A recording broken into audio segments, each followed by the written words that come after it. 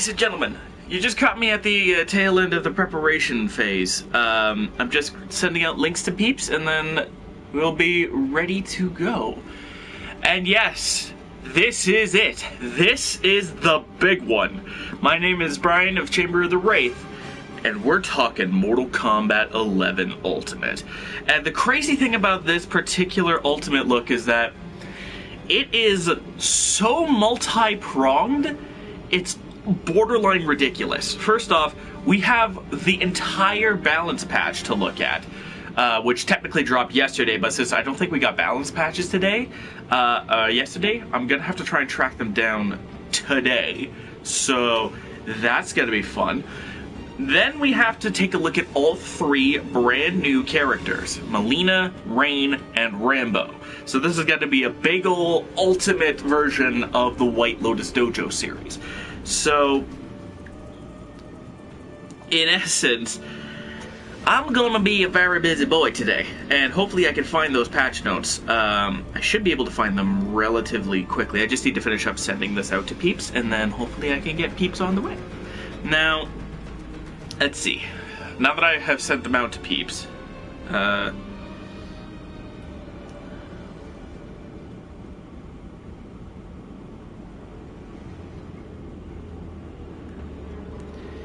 let's see.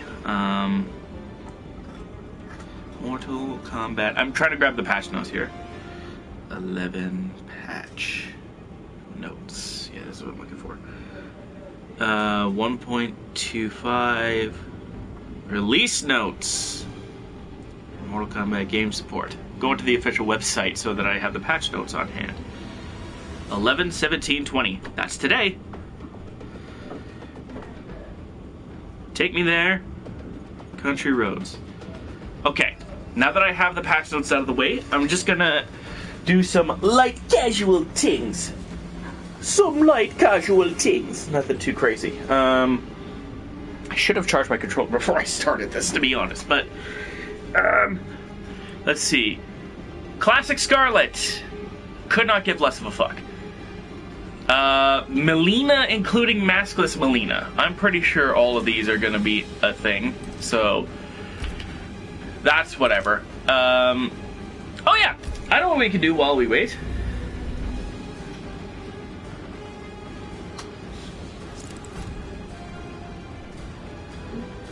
Yeah, just gonna send one last link, and then bada bing, bada boom. Done! Now, we have the characters here. We have Rambo Bobambo, Mileena, and Rainbow Bane. And we're gonna take this opportunity to build their loadouts and take a look at their animations. But right now, I'm actually going to very quickly review the new Time Warriors skins and gear sets. So first off, we have Blackout, which, well, that looks pretty friggin' cool. A little bit spooky, but I like it.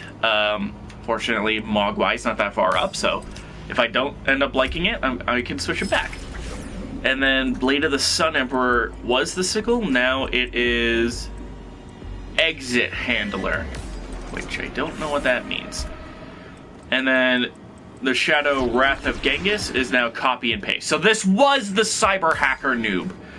That this is cyber hacker noob. I thought I was just joking about that. Okay, and then we have, yeah, Dark Web, Evil Encrypted, Blockchain, Hidden Servicer, Botnet, and Night Hacker. First off, I just want to say, I really genuinely like how this cyber noob works. Looks. I genuinely really like how this one turned out, especially because it's the first one that you can kind of get different colors for the sickles other than just yellow, because you could get red and white and green.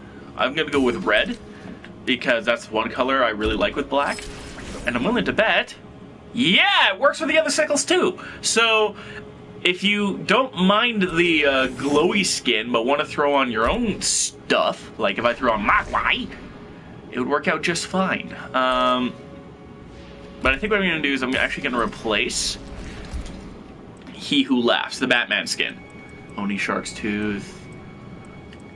Scapula Blade. Blade of the Sun Emperor. There we go. And then Wrath of Genghis. And I'm gonna put this back to Jakarta's Consort, because that skin I think works best with this. Where did you go? There we go. Just put that back there. And then I'm going to... So I'm gonna replace Sickly, because I just want to change the color of Sickly, because that's just a nope.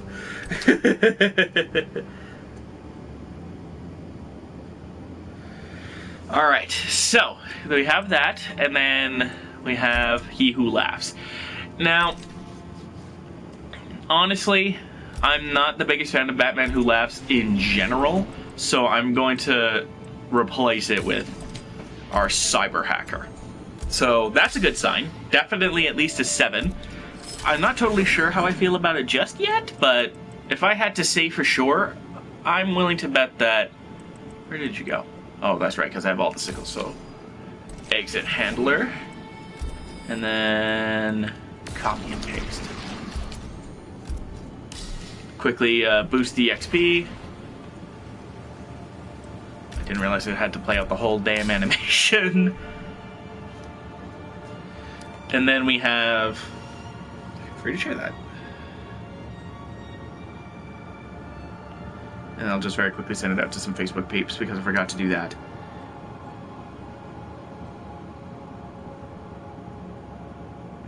This is going to be a very busy stream, I just noticed, because all of the stuff that we have to do today is a lot. But trust me when I say it's going to be a good time, even if I don't end up getting anybody in the stream right away. I know the peeps are busy. So, Evil Encrypted, and I'm going to change the name He Who Laughs.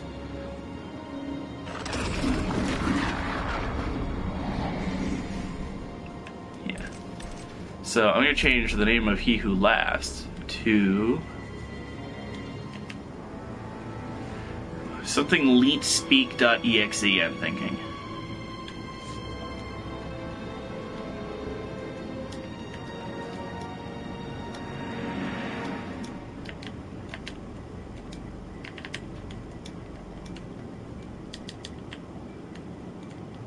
There we go. Wraith.exe. I don't know. Okay.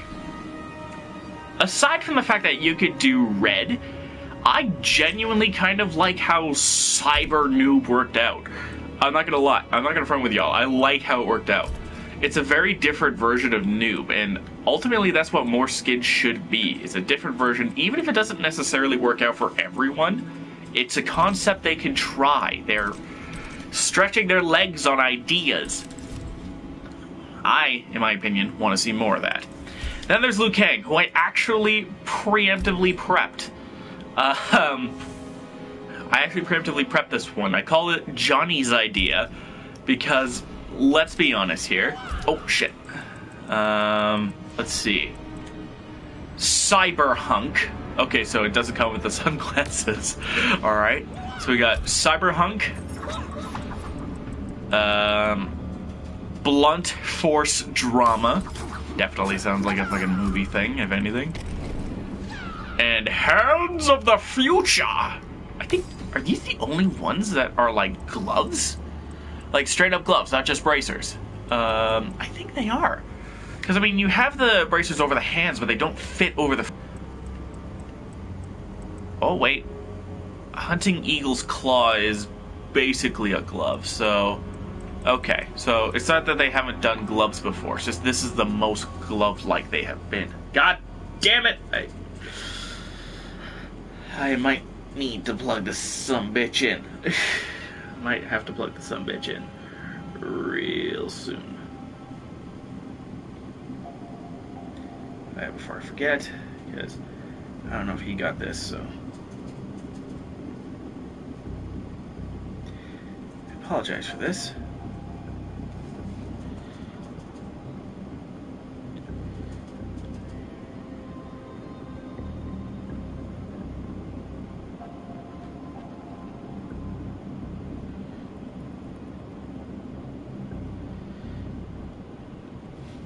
we go. So, Hands of the Future. And, okay. So, we know the infamous things are going to be skin only. HCF. Don't know what that means, but look at Cyber Glasses Lou. Look at this. And I didn't even notice he's got, like, cyber tattoos and shit. Mans is looking like he just came right out of Watch Dogs. It's hilarious. Oh, and the gloves are just a natural extension of the... And his left hand is a cyber hand? What? Matrix with the blue, Dragon Book, Race Condition, Short Circuit, and Lexicon. Okay, well, I'll be the first to front. I really don't like that yellow. I don't like the yellow that's that shiny. It's just a nope.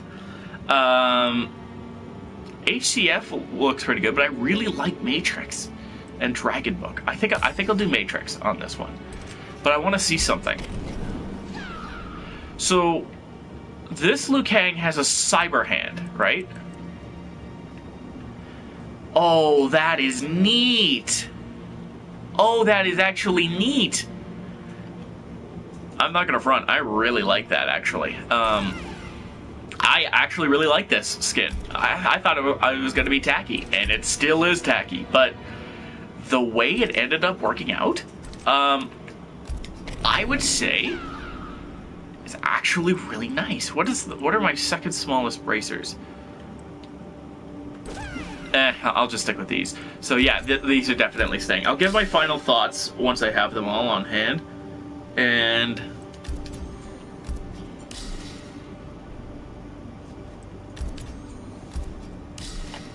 there we go. So now they're mythic. It'll be easier for me to get to Jinsei tier. That's hilarious. And then there's Scarly, who I've also quasi-preemptively set up here, because while I'm using the Cold War skin, Scarlet has so many good skins. So, first off, Red Handmaiden. That's actually a pretty cool looking mask overall. And then we have Vaternian Warblade. We never saw the knife, so... Whoa. Looks super digitized. I like it. And then we have, finally, Essence of Killstein. I don't know what that is, but I like how that vial looks. And then, if we go down to here... Okay, we have Blood Code, which looks pretty good. We still have the same old thingamajig. We still have the belt bit that I'm not totally agreeing on, but personally I don't mind this suit. And I know it boob socks to hell, but I'm gonna ignore that. Let's take a look at some other colors. Oh, this color I like. What is this one? Orc Weaver, like the spider, nice. X Factor looks pretty good. Especially since like the suit is pitch black. Especially if I made this maskless, which I might. The All Red's good. Steady Pulse. Thrombrosis is... it's okay. It's blue. It's a bluish purple. And then we have Open Vein. That is cool. The white cat suit is not a look that can be pulled off too often, but all of this is very good. But here's the funny thing, right? I don't know. I feel like with this skin in particular, besides the funky veil and the funky knife, I can throw just about anything I want on here, and it would be fine. Where is... what did I have on here?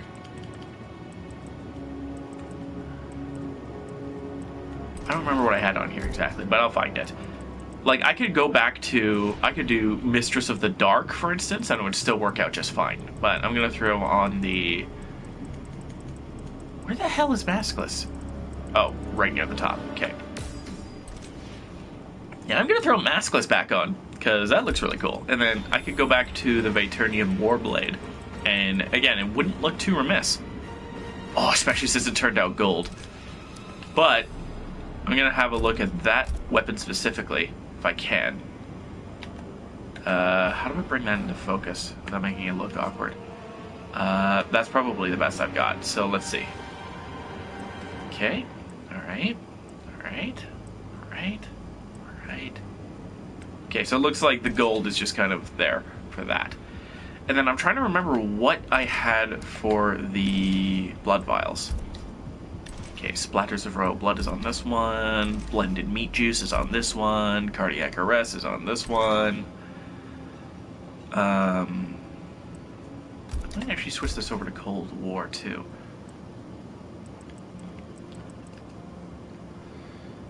Yeah, I feel like that would be good. Yeah! I feel like that would work out just fine. That one is Melina's Bastard Blood. Funny because she's in the game now. And then Crimson Mask. Or Crimson Veins. So, any of those that are not here... It would be Elder Tier. I think it was this one. Vaternian Heart Extract. Yeah. That's definitely what it was. So, of all of these, I think Scarlet's actually ended up being the most And even then, it's still at least a 7 out of 10. Now, the trouble is that I don't know whether to go with Super Shiny Black or not. I'm gonna go with Super Shiny Black, because I think that looks really cool. And there's your Gene Queen, Scarlet. And then Johnny's idea is okay. So first off, I'm gonna say Scarlet's is the weakest, but that doesn't mean it's bad. It's definitely still a 7.5. Liu Kang's over here. I was surprisingly impressed, mostly because of the cyber arm. But that definitely still makes it like an 8 in my playbook. The glasses are goofy, but I mean, if we don't take Mortal Kombat too seriously, we could slap aviators on fucking Liu Kang for all I care. And then Wraith.exe, I think, is the best of these skins, mostly just because the concept is so cool. A cyber wraith. Instead of haunting your dreams and death, it haunts the deepest recesses of your computer's backlog. I think that's pretty cool. Computer code given life. This is like if Porygon wants a dark type. Just kidding. Alright, now it's on to the next part of the video, which is the biggest. It is balance patches, baby. Because we have all the balance patches, but while you can read the balance patches, some people like to look at things to make them, to understand them better. So that's exactly what we're going to do. But right now, one of my first couple of characters, Baraka and Cassie Cage. So, Baraka. Looks like it's going to be fairly easy. So Baraka Barrage and Cassie Cage.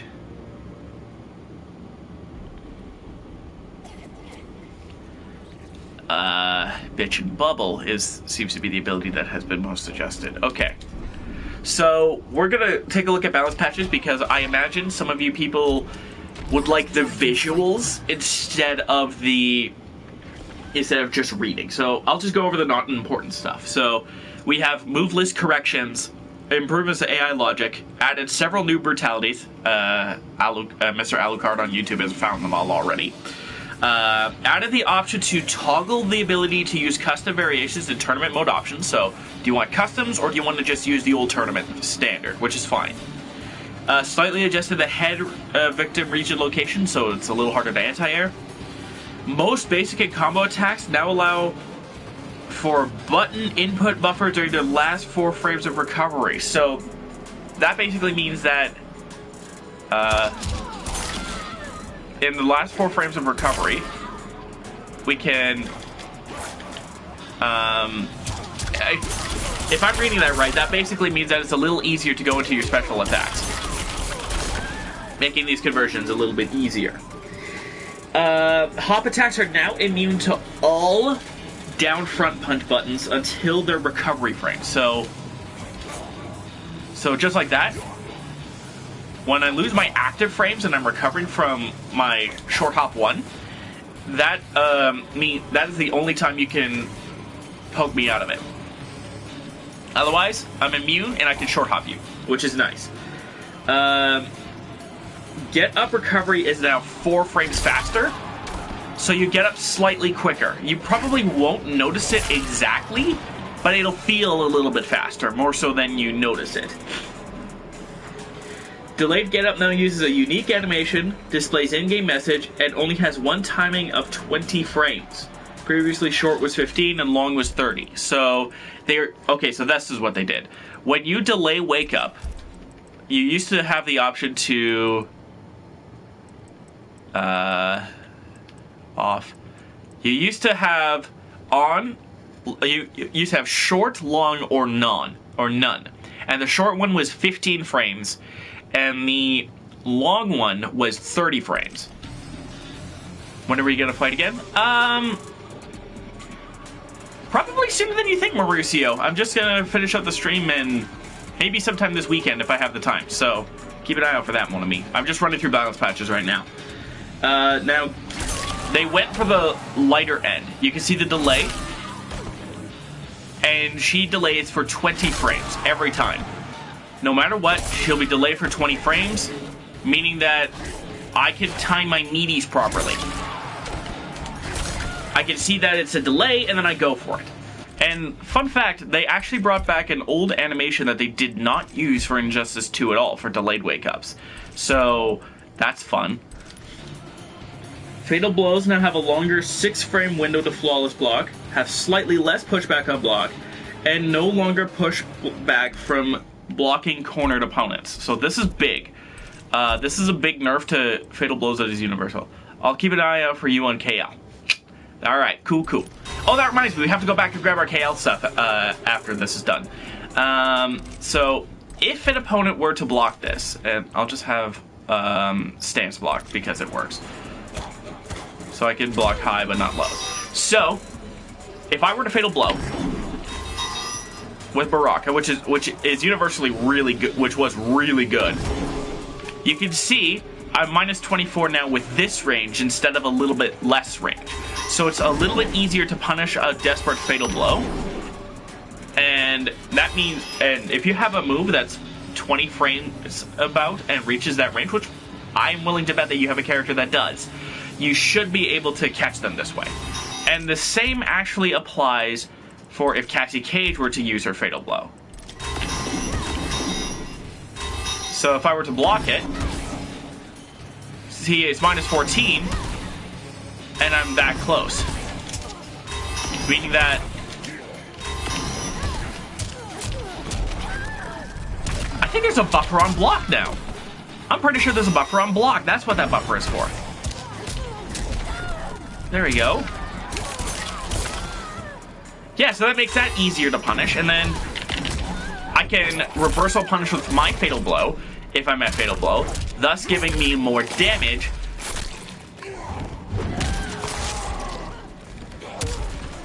to potentially close out a round. Then we have, but if we go back to stances and have Cassie at 100% and move to the corner, you'll notice I don't push myself out of the corner on block, meaning that Baraka is now minus 24 and this close to the opponent. You can literally grab your phone, then throw, and still have enough time to punish them with a throw. And of course, there's now a 6-frame window to flawless block this attack. So if Cassie were to flawless block, she now has 6 frames instead of what I believe was 4 in order to flawless block. And flawless blocking all Fatal Blows gives you more frame advantage. So we're going to go back to 100% and turn off block again. Fix a rare issue with throw escapes that could cause weapons held in hands to use an incorrect animation. Okay, good. So I knew this part. All throws now do 130 damage instead of 140. And that's because the actual grab itself now does 10 damage instead of 20. So that basically means that Your throws are doing more along the lines of how throws used to do. They're still the strongest a NetherRealm game has ever been with throws, but it's not like they're doing uppercut damage. The uppercut is still the strongest single button, is now the strongest single button option. Which means Crushing Blow throws now do 30% instead of 31. So that seems like not a huge difference, but that extra 10 points can be huge. Especially since I did some calculations and Shao Kahn and Kotal Kahn can each survive one more throw now because of their heightened health pools. So that means that, and I believe the Special Forces characters can now survive one more throw as well, because instead of 96, I think it would be like 90-ish, so they could survive one more throw as well, which could be huge. But they also now, this is huge, they now lose trades to most other attacks. Thank fuck. I'm tired of having my uppercuts be beaten by throws. Throws getting the nerfs? Thank God for that. I just remember that I didn't send this out to a few peeps.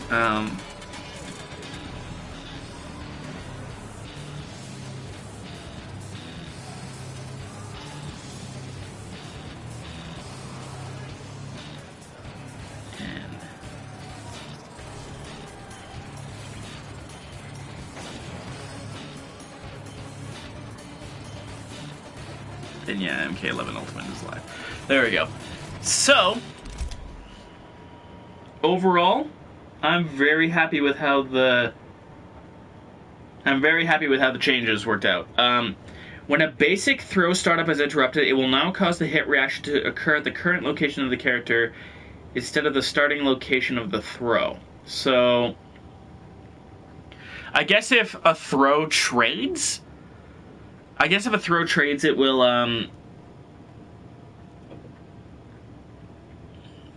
yeah, if a throw trades, it will cause a hit reaction to occur at the current location of the character. So if somebody throws me, like, if Baraka throws at maximum range, where I am is where the punish will happen. That's hard to kind of demonstrate, because getting trades reliably is hard enough as it is, but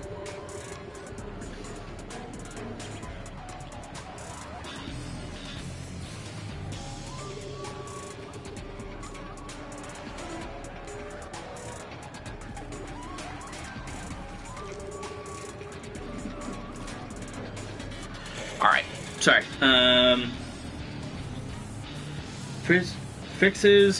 Fix a rare issue that could cause Crushing Blow DOTs to linger after resurrections if the additional damage of the Crushing Blow cinematic caused the death. So, if I got a Crushing Blow throw and it did damage over time, and resurrections, and a resurrection would have occurred, the damage over time will no longer affect the resurrection. That's just one thing that, you know, it makes sense for the resurrections to not be competitively banned, damn it! But I made a whole other video talking about that, so I'm going to keep my rant about that off the board for now. Fix an issue that could cause incorrect victim regions to be used for a few frames of the player performed a forward dash, then held down without any further inputs. So if I had to guess, that basically means that where the opponent is vulnerable to get hit has been fixed, so it's no longer possible for me to forward dash and then recover into duck, but as I'm going into the duck, to be hit by a high attack when I should have been hit by a high attack.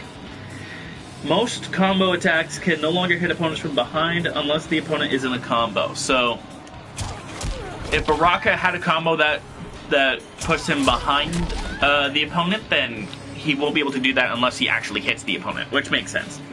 Fix a rare issue that could cause a physical attack to be ignored by a player if a projectile collided with a background at a very specific timing.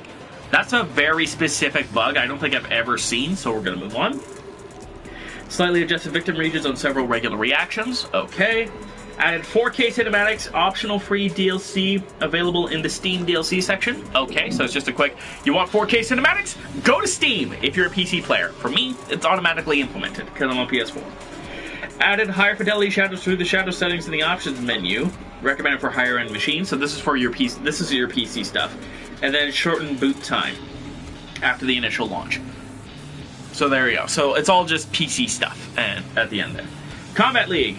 Online stability improvements, desync causes Added an online tutorial when you first go into the online menu that explains some parts of Combat League and matchmaking, and can now use custom variations. That's the big one, and that will actually do at the end of this stream. And some new crypt stuff, that's whatever. New player module rewards, added a new summonable tower. Ooh. Added new augments for all characters. Ooh. Added a new consumable called the Elixir. Wonder what that's all about. Fixed various gameplay and visual issues with several augments. Replaced some characters in the gauntlet with new characters. Wait, hold on. But I already did the gauntlet. This is a problem for me. Anyway, I'm very curious particularly about the new augments and the new consumables. I know what they fixed for sure. There's, for example, one augment with Shiva that gave her infinite invincible armor if you threw it on. And that has been fixed so that it actually stays within the range of the actual attack. So, no more invincible Shiva, but that was fun while it lasted. Okay, finally, character-specific stuff. This is gonna be fun. Baraka. Low stab, down front punch, is now -6 on block, so I have to throw her back on this. It's -6 on block instead of -4, meaning that Raijin can now punish this. And has 2 more recovery frames on miss, so it's now 16 frames on whiff, and 4 more frames on hit advantage on a grounded opponent. So, plus 13 on hit, but -6 on block. More risk, more reward. Straight Shank, which is now -6 on block, but was -3 for some reason, and has 3 more recovery frames on miss, so it's now 16 frames. It's the same recovery as this attack, and is now the same recovery on here. Otherwise, nothing has really changed. This would be your standard poke, 13 frames, whatever, and then the Shank is extra hit and then knocks the opponent back. Perfect if you're playing Variation 2, if you have the Pounce, because the Pounce will reach, and so will the Overhead. Then we have opponent hop attacks are now immune to Straight Shank, because Straight Shank is a crouching punch, so they have to make a special recommendation for that, because not all variations of Baraka will have this. And then Low Poke is now -5 on block, so slightly more minus, and 3 more recovery frames on miss. So this is part of those pokes being nerfed things that they usually do, that they're doing here. And then Low Shank, -6 on block instead of -4, 2 more recovery frames on miss. So now it's -16, and it's now plus 13 on hit, just like down 1. Next is Cassie Cage, and don't be surprised if the changes are basically the same. I can't imagine that they changed too much. Except for one change that I did see, because I looked ahead a little bit to see what ability changed, and I'm a little bit sad. Straight Punch is now -6, and has more recovery frames on, so it looks like it's more, so it's now plus 13 on hit. Would probably be, it's -16 on hit, but I'm willing to bet that it's it's -6. So it's basically the same thing that happened to Baraka.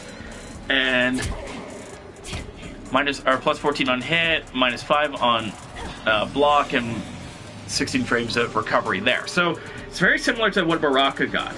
And then her wake up, I think it's her wake up, is Ball Buster. No, it is her special move.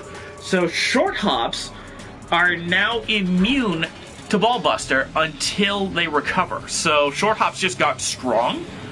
Just got pretty strong because you can intercept somebody out of a short hop with this, and if you did, you maybe nooch. You may have basically reset the neutral, but look at how close I am. I'm almost within throw range, and if I amplify, I'm plus 48, and I could get a crushing blow out of it. So short hops now have more of a reason to exist. But here's the big one: Bitch and Bubble now lasts a shorter amount of time. It lasts for 300 frames instead of 400 frames. So the active frame time went down from about 6.5 seconds to 5 seconds on the dot. And now there are options that make the Bitch and Bubble go away. If an attack has been parried, for instance, which Baraka doesn't have one, the drone will go away. Forward throw will still cause bitch and bubble to occur, but back throw will not. I'm not sure why specifically back throw, but if I had to guess, it's probably because under the right positioning, the opponent would wake up into the damage. But also, if I were Baraka, now I don't have to go for a cinematic attack like a crushing blow to get rid of the bitch and bubble. I could go for whatever I want. I could throw her, I could throw the drone, or I could throw Cassie out of bitch and bubble so I don't get killed by the damage over time. So, to be competitively viable, they nerfed the bitch and bubble. Okay. Then why are some of the other attacks that are competitively banned not nerfed in order to do that? Lost in Spare Time, Killer Clot, come on, you could have done this. Enhanced Regal Presence. Well, again, I promise I wouldn't rant about that too much. So, on to our next two characters. Cetrion and Devora. I'm willing to bet it's just, yeah, so... Actually, I'm willing to bet that it's just... Sit down. Poke adjustments overall. I might be jumping the gun here, but I'm willing to bet that it's just, things. And then Devora.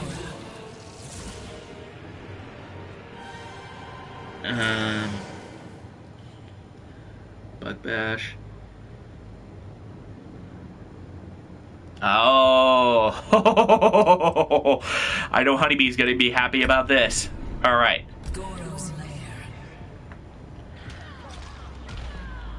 So there isn't too much going on with Cetrion. It's mostly the universal adjustments to pokes that we've talked about before. So low wind is now -5 instead of, or oh no, it hasn't had its frame adjustment changed. It's now -8. It's now 18 frames of recovery. Okay, and then plus 14 on hit. So there we go. And then Crystal Kick, which is down front kick. I always forget if front kick is X or circle. They should really use the number notations. Crystal Kick, Crystal Heal. Yeah, so Crystal Kick is... Okay, so this is Crystal Kick and this is Crystal Heal. So Crystal Kick now has a different hit reaction. It's the leg shuffle. Which... plus 14 on hit... which is less frames of hit advantage than before. Or, no wait, I'm looking at Crystal Heal. Crystal Kick is 4 more frames, so it's plus 14. Crystal Kick is now 16 frames of recovery, and then the pokes are -5 instead of what they were before, which I don't think they have changed. Alright, Crystal Heal is the only one that has changed block data. It's now -6 instead of -5. 1 more frame of recovery on hit, which is -16, and 2 less frames of hit advantage on a grounded opponent. So it's now -18 instead of -20. And finally, there was apparently a rare issue where Conflicts of Elements, I don't have that particular ability, but I do have the Flame Aura on this one, so a quick demonstration of that. There was a rare chance where the element that you selected would also get the winds, the Hallowing Winds buff, which, if you don't know, Hallowing Winds just acts like a big wind box and makes it hard to get at Cetrion. So imagine, if you will, fire plus a difficult, plus a hard time getting in. Nothing else has changed about Cetrion. So let's move on to Devora. And I saw something very exciting about Devora already. But first we have to clear out the boring old poke things. Down front punch. 3 more recovery frames on hit, so it's -13 now. And 3 more frames of hit advantage on a grounded opponent. So 3 more. So it's -13. So it's 13 frames on hit and 60 frames on recovery. That seems to be the standard, about 13 frames on hit and about -6 or -5 to -6 on block, and 16 frames of recovery on whiff. That seems to be the universal thing, but we have to double check. Now, this sting, slight sting, down that kick, now has 4 more frames of hit advantage. So now 18 frames on hit, and that's all it got. So this poke just got straight up buffed. Now this is the big one. Adjusted the hit regions on Tsitsi, which is this string here. because it used to be that if Cetrion were ducking, for instance,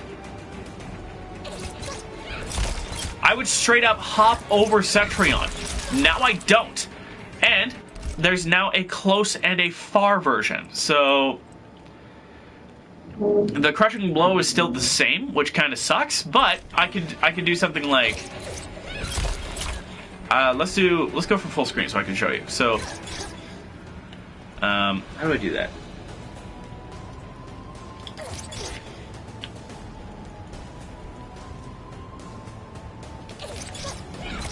So that's the far version, right? If I go back here, I keep forgetting there's a down option. I can almost hit full screen, but if I hold back, you can see I'm a little further back. So I can now, so as a Devora player, I now have my overhead option, which is the whole point of this damn string. Which is because on block, if the opponent were blocking, I could go for this. You could flawless block that, sure, but I'm -2. Now I have a safe overhead option, which is great for Devora. And if the opponent mistimes a flawless block, you can get a crushing blow there, but you're almost never going to see that. The big thing is that this is now just better across the board, which is great. Then finally we have slightly reduced the hit regions of Bug Bash. So I guess that means it's harder to hit. And then increase the range of the kick when the opponent is in a combo. So on whiff, I'm not going to get the kick, but at max range, I will get the kick. So if I miss that, it's going to be harder to land the kick in the neutral, but it's clearly not impossible. But once I land this, I can do stuff like, and a lot easier. So just do it raw. Yeah. Can I not? No, I can't. And I can't land that sweep, but you get the idea. So that's basically it for Cetrion and Devora. Poke nerfs and a slight issue with elements combining, and Devora's TT got a big ol' buff, and that makes me happy.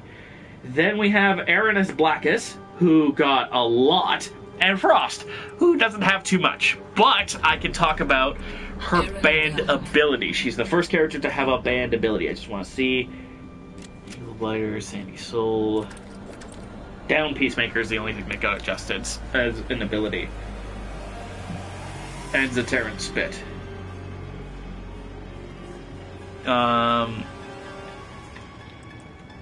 Where's the Peacemaker? There we go. And Frost.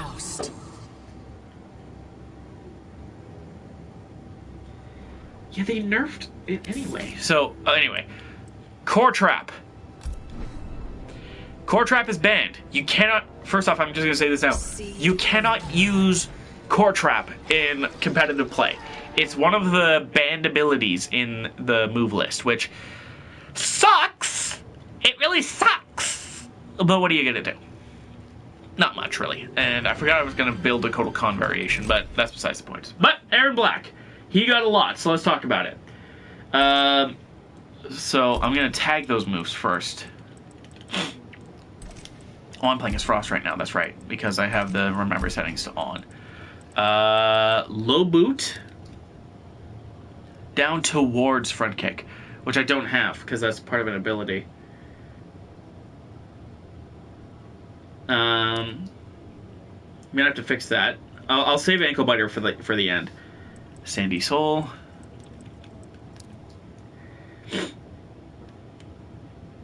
Ghost Coins. Wonder what they mean by adjusted that. Down Peacemaker. Zaterran Spit.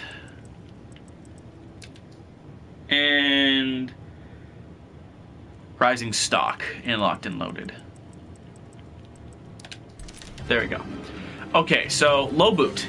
This bad boy, he's got what you expected. Also, his ducking victim regions have been slightly adjusted, so it should be easier to hit him out of a ducking state and a duck blocking state. basically, now he should not be ducking under high attacks that he shouldn't be ducking under if he's blocking.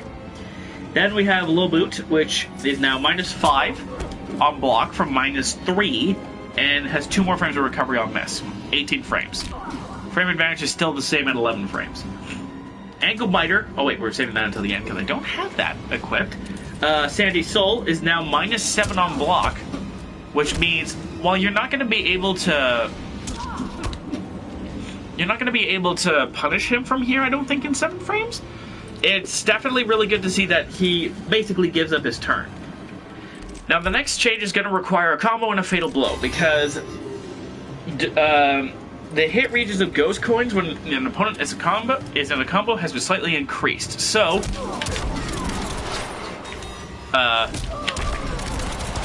excuse me? Did that not work last time? I was sure that worked. Yeah, there we go. It's a little bit easier to land them in a combo.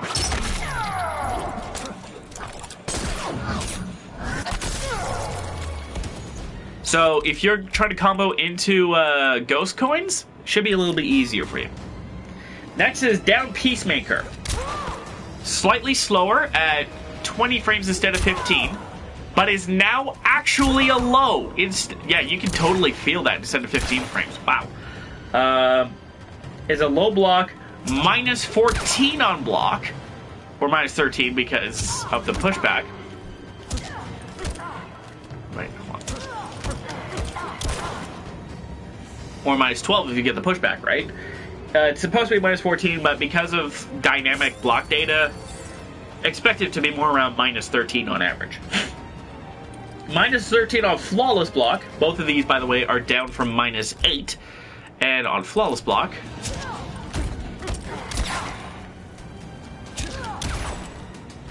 look at, because you're Flawless Blocking, you can actually punish the characters a little bit easier. And 1 less recovery frame on miss. So, on miss, it's 32 frames instead of 33. It is what it is. So, now it's actually a low, but 19 and I think it was, I want to say about 30 frames, give or take, for that one, and then this is 20 frames. So now this mix-up is an actual mix-up, but you either get this, or slide, or that. And you should be able to fuzzy high. And generally, now, you should block low, unless he jails you into this. So, my personal recommendation, I'm not an expert in this, but it should be generally block high, but if he goes for that second overhead, a lot of Iron Black players like to try and cancel there. I know I do, so slide in, or Peacemaker, just by the math, gives them more options. So I would be more willing to duck block, basically. Then there used to be instances where the opponent could be damaged by Zaterran Spit, even though they're supposed to be invulnerable. Get up attacks, wake up attacks, that kind of thing. And there's an issue that could cause juggle hits after this crushing blow to basically say, no, you can't do a fatality after this. Nothing to write home about, but basically now if you get this going, then you can still perform a fatality afterwards. I'm going to actually very quickly switch variations on Aaron Black, just because we need to talk about Ankle Biter now. And I need some water, because I'm getting nasally, because I'm talking too much.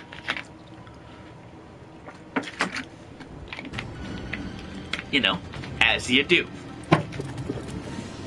Okay, Purple Black, what do we got? Ankle Biter. Alright. So this poke right here is now 8 frames instead of 9, so it's slightly faster. Has 1 less frame recovery on miss, so it's 17 frames instead of 18. 2 more frames of hit advantage on a grounded opponent, which is 12 frames instead of being plus 10. And has an increased hit region when the opponent is in a combo. So if I were to combo her into this,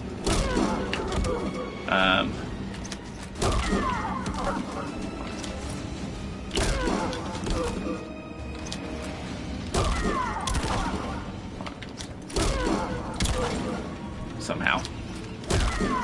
That's harder to do than it looks. There it is. Now you can actually combo into the poke.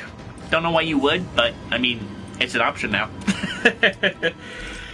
Frosty Baby is next, and we have... This attack is now -5 instead of -4. Frigid Palm. I should be tagging these. Frigid Palm. Chest Cold, down front kick. Freezer Burn, which is away front punch, back punch. Oh, that's part of the head string. I wonder if they fixed the scaling for this thing, because it's... Do you have the combat back too? Yes, I do! And we're going to be talking about the zoo characters after I go through the patch. So, good question, Mason. But yes, I do. And then Core Trap, which we'll talk about. So, this is now -6 instead of -3 on block. 1 less recovery frame on hit, so it makes me effectively +15, and 4 more frames of hit advantage on a grounded opponent. So yeah, that's how we get to +15 on that. And what was it? Oh yeah, and then we have this. So the hit reaction is slightly different, so I guess it makes combos easier, but they did not fix the funky scaling of this string here. For some reason, it's doing less damage than it should. And I personally think that this could stand to have a scaling adjustment where, because if we look at this string, it does 7850, but this string does 7550. Why? This should be 7850 just like this string, but that's just me. And the last change is to a banned ability in Core Trap. You're never going to see this ability in competitive play because it is banned. However, note how if Aaron Black is caught in the beam, he's taking damage over time. Right? You do play MK11. Awesome! But the only thing is that because it's banned, this is basically a moot thing to look at because you're not going to worry about it. You're not going to worry about this ability in Mortal Kombat 11. By the way, for the couple of new viewers that are just tuning in, I'll give you the quick rundown of the character balance patch changes that you may have missed. Basically, the universal thing is that a lot of pokes got adjusted so they're less safe on block and on whiff. Baraka didn't really get any notable changes. Cassie Cage's DOT bubble will now go away on hit and doesn't last as long, and on parry and if she performs a back throw. Cetrion had a weird conflicts of elements glitch that got fixed. Devora's overhead option is now actually a viable overhead option. Aaron Black got some victim region adjustments, and Down Peacemaker is you know, an actual competitive move. It's low, it's 20 frames, and it's more minus on block, but it's now an option. Where did we go? Oh yeah, and a juggle fix for his fatal blow, but nothing too crazy. And nothing too crazy on Frost, just some hit region adjustments. Next up is Geras and Jackie Briggs. Oh god, let's see what they did to Geras. All poke adjustments for this one, so Geras will be pretty quick. But Jackie, let's see, jump attacks, bionic dash, bionic bounce, prototype rocket, and grenade. Okay, so perfect. I actually built a custom version. You play MK11 with your brother and your dad. Cool. That's cool. A whole family function of brutal and horrible violence. There we go. There's me. I was in a bit of a funk earlier today, but now I'm back at it, baby. Alright. So first off, the pokes for Geras. It's nothing. Geras didn't really get too much changed. He got knee bash, which is down front punch. Oh, I'm in Jackie Breaks, that's why. Hold on. Alright, keep forgetting to switch this over. Knee bash, gauntlet slam, and pounding sand all got some adjustments. -6 on block instead of -5. 3 more recovery frames on miss, so it's now 17 frames. And 2 more frames of hit advantage, so plus 13 on hit for knee bash. As for gauntlet slam, 5 more frames of hit advantage on a grounded opponent. So this just got straight up buffed. Nothing to write home about otherwise. And then pounding sand is now 3 more frames of hit advantage. So these both got buffs, whereas the knee bash got nerfed. That's it for Geras. Now let's talk about Jackie. So let's see. Straight jab, side kick,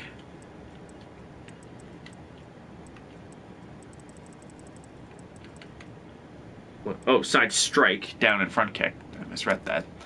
Side strike, leaping bow,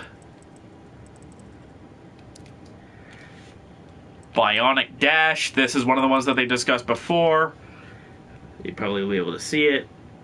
Prototype rocket. And bionic bounce. Okay, so these are the attacks that have been adjusted. I'm going to change the background so it's a little easier to see. There we go.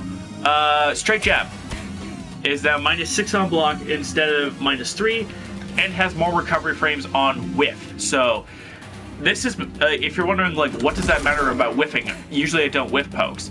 Well, now because short hop attacks are invincible to low pokes until they're in recovery, it means that short hops have a more likely chance of walloping you out of your pokes. But on an opponent that you actually hit, on a grounded opponent, plus 13. Then side strike now has a different hit reaction, just like I'm trying to remember who it was. I think it was Cetrion that had this adjustment too. 5 more recovery frames on miss, so 20 frames of recovery there. And 3 more frames of hit advantage, so now it's plus 13 on hit. Then the leaping bow is now 1 frame less active, so it's... Where's the upgrade in Ultimate? You should be, if you're talking about like grabbing the DLC characters, if you highlight the app and then go all the way down to PlayStation Store, you should see it all. Otherwise, the upgrade technically happened yesterday because it was a balance patch, which is this one that I'm discussing right now. Flemmy. There we go. What was it looking at here? 1 less active frame, 1 more recovery frame on miss, and no longer pushes back from cornered opponents. So this attack overall got a bit of a nerf, just a slight one, because it's only active for 2 frames instead of 3. It is minus 35 on whiff, and it no longer pushes back on blocking opponents. But blocking it, she's still minus 10, so she's still punishable. But remember, in the corner, look at how close I am now. 10 frames, your character definitely has something. Shao Kahn can punish this, and it's 9 frames. And he has a 9 frame poke. And now we gotta talk about Bionic Dash. This attack used to be minus 7 on block. This attack used to be basically safe. Now, minus 12. So you can actually punish this now because of how close Jackie is. You can do a throw punish. And that's another thing. All throws now do 13% instead of 14%. Just a small thing, nothing to write home about, unless your name is Kotal Khan, Shao Kahn, Sonya Blade, Jackie Briggs, or Cassie Cage, because you can survive 1 more throw now. Prototype Rocket is now minus 16. Instead of minus 14. So it's just slightly less minus. Or slightly more minus, sorry. 12 more recovery frames on hit. So they did this specifically because there was a way, it used to be, where you could do this, and then do bionic dash, so that you could get the bionic dash crushing blow off of landing a prototype rocket, which was insane. So they removed that, which sucks, but what are you gonna do? And it has 2 more recovery frames on missed, so it's now 28 frames of recovery there. But I can still do this, but the dash will never hit, so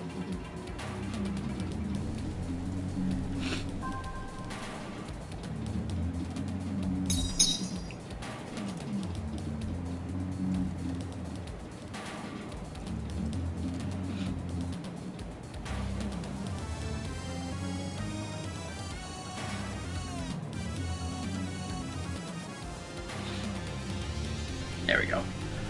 Sorry. Interruptions. Oh yeah, and remove some instances where the grenade launcher DOT would hit an invulnerable opponent. That rocket made gears fly away. Yeah, he did. That's kind of the point with the rocket, is that it sets the opponent backwards, and gear, which is a bit funky because otherwise Jackie normally doesn't have a projectile, but oh shit, I forgot to talk about bionic bounce. Jump attacks and special attacks when executed during bionic bounce. I forgot to demonstrate this, but it's a bit too late. Basically, they do a little bit less damage, and there's now a 6-frame window to flawless block, meaning if you flawless block, you can punish them easier.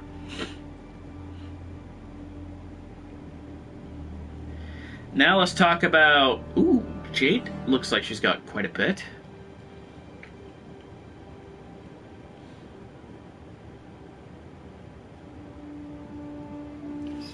Okay. I'll have to have a look at that.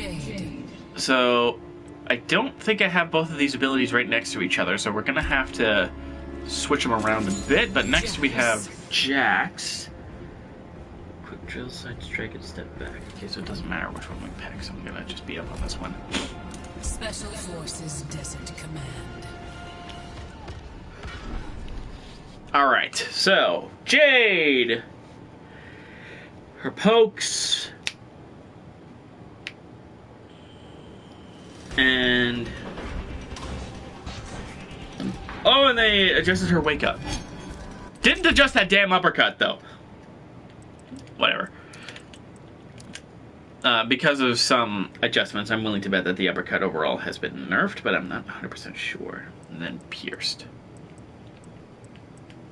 There we go. And then her wake up front kick. Glaber Saber, which was not named, but because of the input, I'm pretty sure this is it. -8 on block. Yes, it is. And adjusted the repel region on that. That doesn't make any sense. You need to you should have a glossary for this kind of crap. Anyway, alright, so I'm gonna throw easy crushing blows on. So first up, we have straight palm. This is now -6 instead of -4. So at close range, she'll just go for this, and it makes her wake up attack, or her uppercut, more likely to land. Or less likely to land because you have a couple of extra frames to try and block. And there's also 2 more recovery frames on miss, but it looks like it's nothing too crazy. It's just plus 15 on hit. Good lord. Side heel is now -5 on block instead of -4. Has a different hit reaction as well. Why -6? I don't know. It's their decision to try and nerf pokes so that they're not as mashable. So you can't just mash pokes all the time. You got to be careful about going for your pokes as a punish option. And then pierced is now -7 instead of -6. It has 2 more recovery frames on hit and miss. And 2 more frames of hit advantage. So, well, that doesn't make any sense. Why would you add recovery frames if you're just going to put it back at plus 20 anyway. I don't know. And adjusted the repel region during this attack startup frame. So pole vault now has a repel region. I don't know, because you can't land this thing at close range. Maybe so that you don't hop over the opponent, because it looks like you kind of do, but I don't know. I don't know what they mean by repel region. And finally, for now, we have this, which they adjusted how much damage you get out of this by slightly reducing the scaling. So now instead of 112, it's 126. So there's slightly more damage that you can get out of this. So if I do forward throw,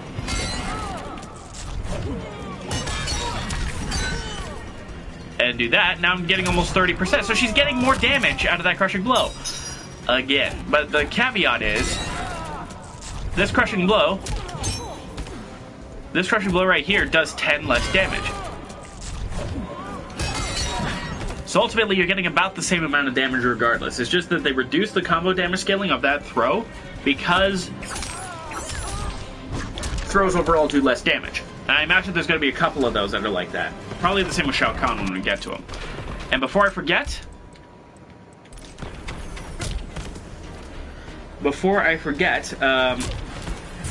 this attack is now -8 on block instead of -6.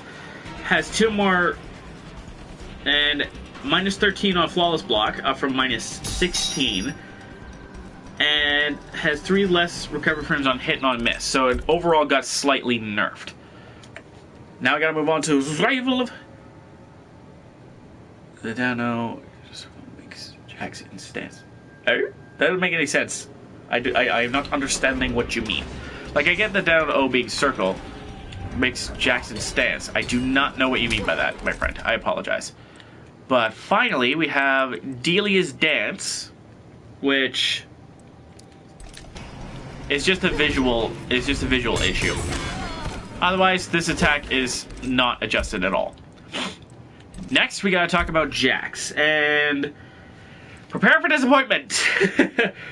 Knee jab, quick drill, side strike, and step back all had the block frame adjustments. So, fortunately, this move actually got a buff. It's now 4 frames active, has 2 less recovery frames on miss, and its cancel frame is slightly earlier. So I can cancel into stuff better. So if I get this crushing blow, I can now get my options a little bit easier. So it makes this attack easier to convert into combos. So let me try that again. And I messed up my input again. Hold on. There you go. It makes a combo like that a little bit easier to land. Otherwise, it's the same as before. This is -5 now. Has 1 more frame of recovery on whiff and 1 more block recovery. I'm not going to state the frame data exactly anymore because I want to try and get through this so we can get to the new characters. But oh yeah, and they made this easier to combo into. They didn't really change much on side strike or step back, but now we get to move on to Johnny Cage. And I think from this point on, I'm not going to talk about pokes because we know generally what happened to the pokes at this point, and I'm tired of talking about basically the same change for every character. So I'm going to focus on bigger changes. So changes to strings, changes to strings, changes to special moves. Basically, down square, down X, and down circle. So down 1, down 3, and down 4 changes will not be covered for the rest of this stream. Just because I'm getting tired of talking about it. So Johnny Cage, where did you go? There you are. Let's see. I just want to see if any of these. So it's a lot of string adjustments here, so that's good. Slightly adjusted the hit regions of hop kick. Okay. Piss Oh, praise the Lord!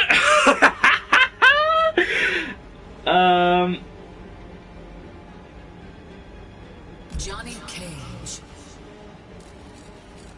Yeah, baby. Yeah, baby. Yeah, baby. This is what I'm talking about. Okay, so I don't know why I went English there for a minute. I'm so sorry. Johnny Cage and Cabal. Okay. And what does Cabal have that we should talk about?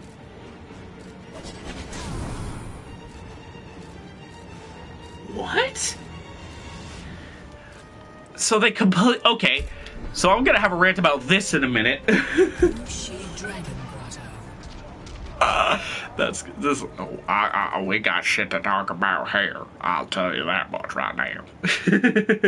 Okay, so Johnny Cage. Again, we're not talking about the pokes. For the love of God, we're not talking about the pokes. It's basically the same thing as you would expect. But let's see. Cabal. Hold on. Those kids are spooky. Yes, they are. Werewolves and shit. Let's see. The gist of my fist. Cage match. Making headlines.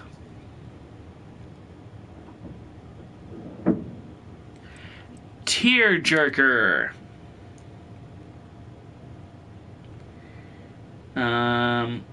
Hop kick. We can talk about that because we can talk about that because that isn't anything weird. Hop kick. Where is it? What do they call it? Cool kick in this. Yeah.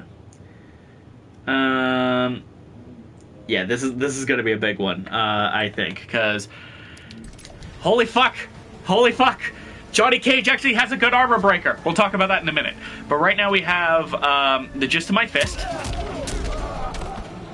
This attack is now considered grounded 7 frames earlier. Basically when his feet hit the ground now. Because beforehand, basically partway through his recovery, he was considered airborne when he shouldn't have been. So now he's basically... Now I'm hitting the ground. Now once I hit the ground, I am considered grounded, meaning that my pokes aren't going to juggle anymore. Cage match. Oh, is this is the same basic adjustment. Hold on.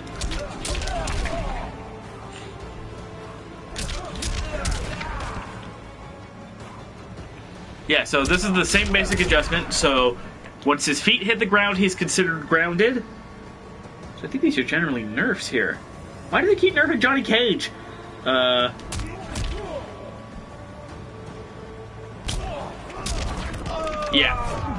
So, yeah, now once my feet hit the ground off of Tearjerker, so that's the adjustment. Now has 5 active frames and 2 less recovery frames on miss, so Cool Kick just got a little bit better. And now, I don't know what it means by auto face, because I don't think you can amplify this on whiff, but now Nut Punch will do just that. But here's the big one, folks. In the past, Johnny Cage had only one armor break, which is Flippy Kick. Flippy Kick broke armor, but it sucked for that.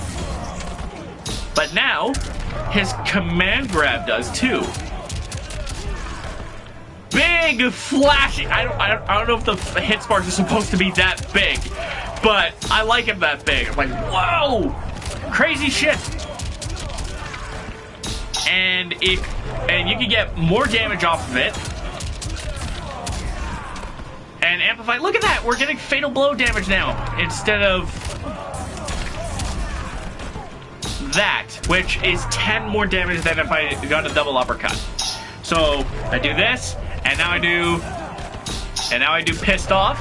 It's a little tricky. Oh, I'm doing it too early. That's the thing, too.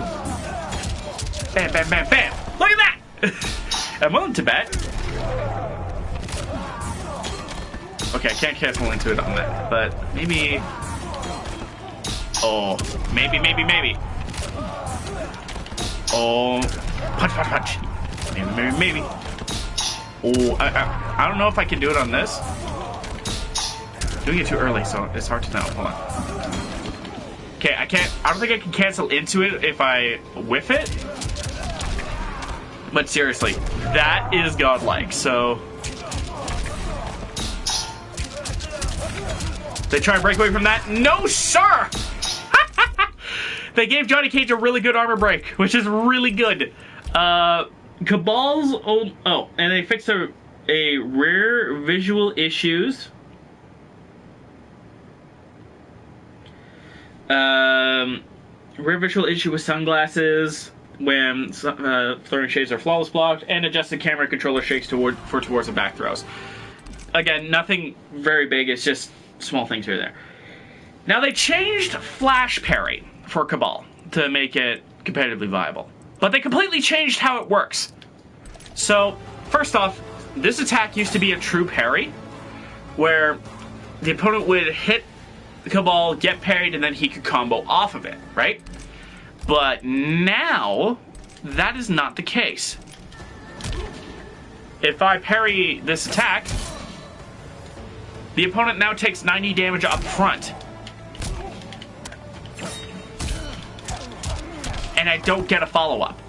So, if they had added an animation into this, I could understand, but like, why? You completely changed this attack, which means, if you can completely change one attack, did you guys just not have time to change the rest? You could have changed Enhanced Regal Presence.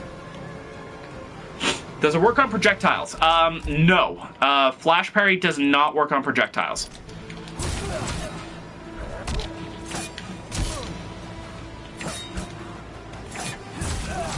It does not work on projectiles, so this is not a projectile parry like Nightwolf. But on the plus side, you're plus 25 at least, so you can move in and do stuff. Up from plus 9. And now enables auto block, which no longer allows for follow-up hits to combo, which sucks! That was the whole point of this, and then they just made it a normal counter. And a boring one at that.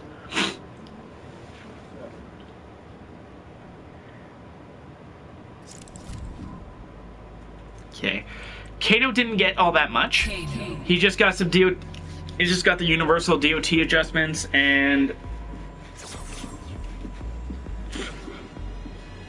one change to wheel kick, which I'll have to show. Oh shit. And now we're on Kitana. Okay. Kitana, what do you got?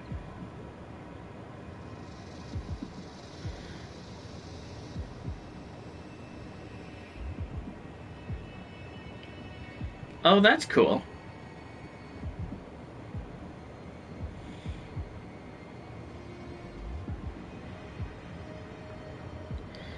It's above 300 health while Fatal Blow is still on cooldown, so... I'm guessing if, like, Kitana somehow heals, you can't do that, but... Ah! Kitana.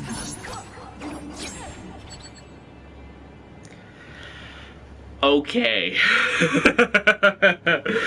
These bastards. Alright, hold on. We're gonna have to bounce through quite a few of Kitana's variations here. So, we're gonna start from Empress of Time. Shaolin Trap Dungeon. Yeah, Kitana's good. Big stretch! Oh, dear lord! Big stretch.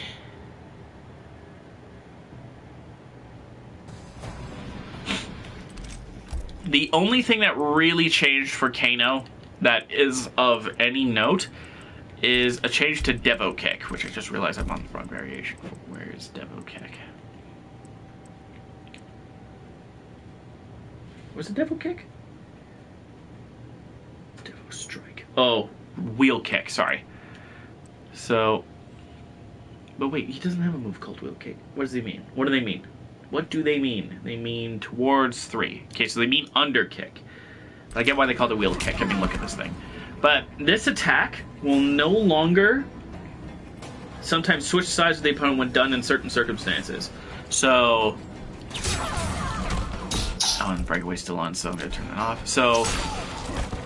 Now, I think this was one of those times, I don't play a lot of Kano, but it used to be where you could do this and then roll under the opponent, but... Now you don't really do that anymore. Now, Kitana has a lot to talk about, so we're going to jump right in. and talk about, let's see, Royal Protection. Next Slice. Wherever that went. Oh, they got the name wrong. Oh, no, just Back Punch. That's good. Edenian Razors, which I don't have in this variation. Edenian Twist, which I do have. I don't have Upward Fan Toss. I do have the grounded version of this attack, so I'll just do the grounded version for showing. And Hapless has an Edenian Fate. So we're going to have to bounce around a lot, but... And then I'm also going to do this. So now, Royal Protection will buff the damage of throws. So this used to be the case where this is supposed to buff the damage of my fan attack. So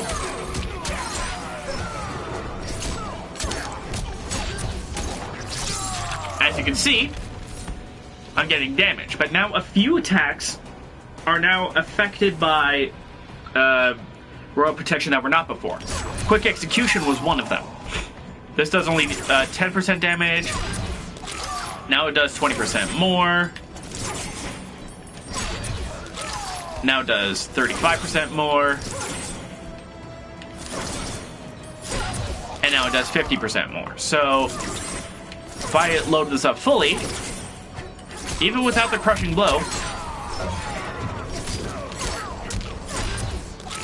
I'm still getting 45% pretty reliably. Which is kind of nuts. Next Slice is also slightly quicker. It's now 11 frames instead of 13 frames, which is good because I really don't think a single standing button, unless it's like a kick, should be slower than 12 frames. And then Edenian Twist's Crushing Blow, which is you have to either beat a low attack or have your Fatal Blow on cooldown. If Crushing Blows, it's a lot of damage. Yeah, it is.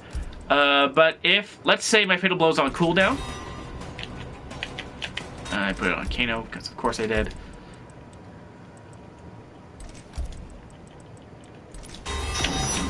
So, if I miss my Fatal Blow and go for this, I get the Crushing Blow. Right?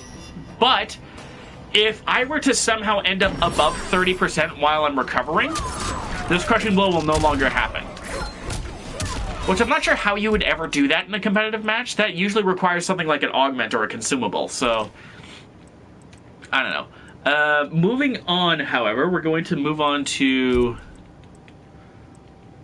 Royal Siren, because this has Up Fan, and they nerfed this for the dumbest possible reason. It's gonna be... It's just like... Wait, do I not have... Oh, wait. This has Edenian Razors, and I can demonstrate this really quick. So, Edenian Razors, as you can see,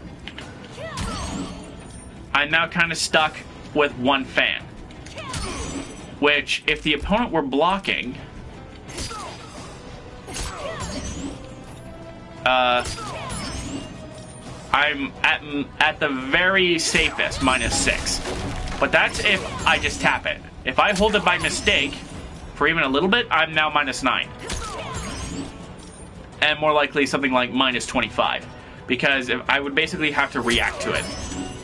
As you can see, my reactions are not that great. So, I'm basically screwed. Unless I amplify it.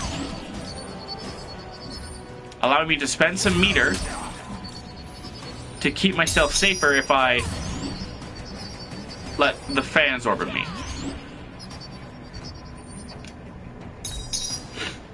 And I have to go find the Upward Fan Toss. I'm pretty sure it's in Jared's blood, but I'm not 100%.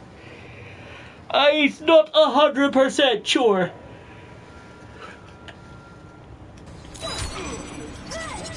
Okay, I don't have that Upward Fan Toss. Where is that? I do some combos with every fire, but I can't with Shang Tsung. Maybe maybe I will help you out with that. Okay, does this have it? Nope. I have Square Wave and... Oh, I have Edenian Fate, though, so I can talk about this. Dark Plunge, the far version at least, is now +12 on hit. It used to be -10. So it's now on the first active hit. I'm now actually plus on hit instead of minus. So this actually became usable. Especially with how close I am now, I could just go for a throw. It's ridiculous. But it's actually ridiculous in the best way possible. And even if I delay it just a touch, or even if I delay it a little bit,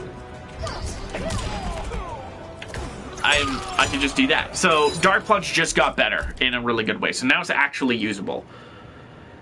Please tell me Dark Reflection has it. I think I went through every variation. I still haven't found what I'm looking for. I'm pretty sure I did, though, because I don't have one ability. There we go. Okay, so Dark Reflection is what I'm looking for. Upward Fan Toss.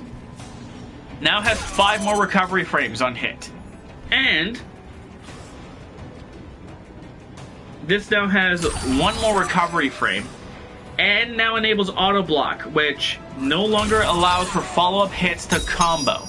So what you used to be able to do before this patch was that in the corner, you would be able to combo the opponent into this attack and then continue a combo. But now you can't. Why? Why did you do that? You're taking away combo options. Which I get is kind of the whole thing with this game, but it hits if close, yeah. But you don't get a combo off of it, which you used to be able to do. Which is honestly just a touch aggravating, because it's very clear from this patch that they want to eliminate some combo paths that were only possible in customs for balance reasons.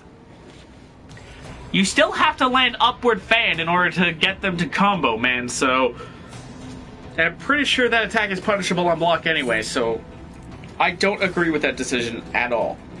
And finally, the Half-Blood Stance cancel is no longer throw immune. So you can always throw Kitana out of her cancel with Half-Blood Stance. Collector has nothing, straight up nothing that is worth talking about, so we're gonna go right into Kotal Kahn, because holy God, did they change a lot.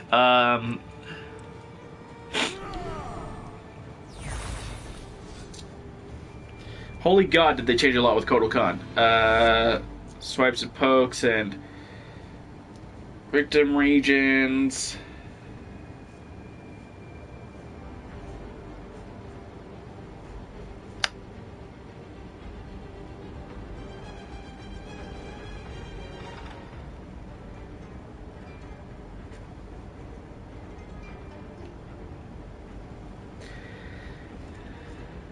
Yeah, coming discount, but which one? Oh, first hit, so it'd be the second one. First hit now has 32 more frames of hit advantage. Okay, so gotta go into here. Where's the cat? Oh, the cat has command grab, so I'm gonna have to switch variations a touch, but we're mostly gonna go in here, and then Kung Lao. Hat toss. Oh.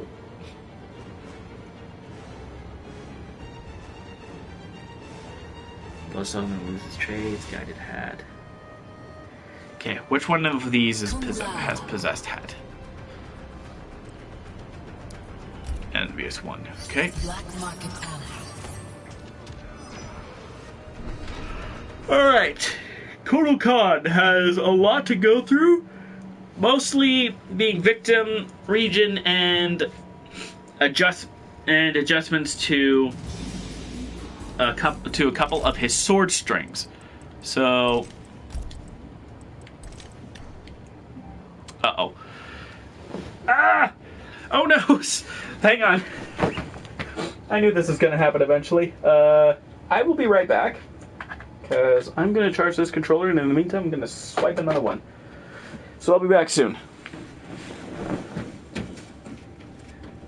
Somebody cue the elevator music!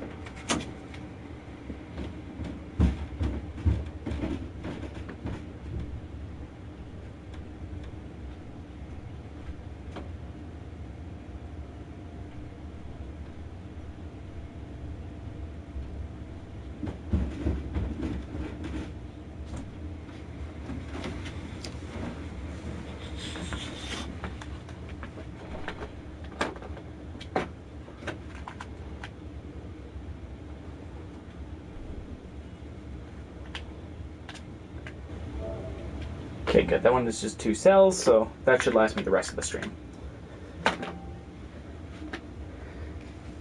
Hup!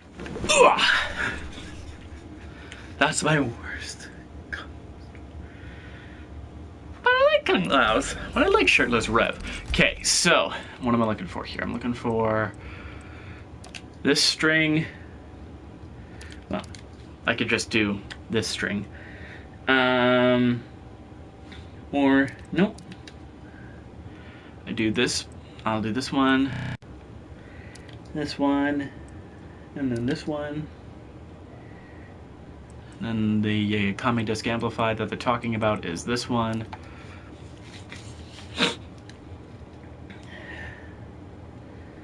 And then Tekwani Mall, we're going to talk about another variation. Okay, so first up, we have, I do not speak Aztec. I don't speak Mesoamerican in any way, shape, or form, so I do apologize. Now, Tilano Tocas, I think I'm saying that right, this string, 424, is now -5 on block, so not punishable anymore. You can't punish this anymore, which is hilarious. And 2 less recovery frames on hit and miss, 2 more frames of hit advantage on a grounded opponent, and its cancel frame is 2 frames earlier. So now I can do that, and that plays into a part of an update later. But this being safe is huge. Now I don't have to worry about having to overcommit. Because this is -7, and now I at least have a safe period of time where I can put my sword back.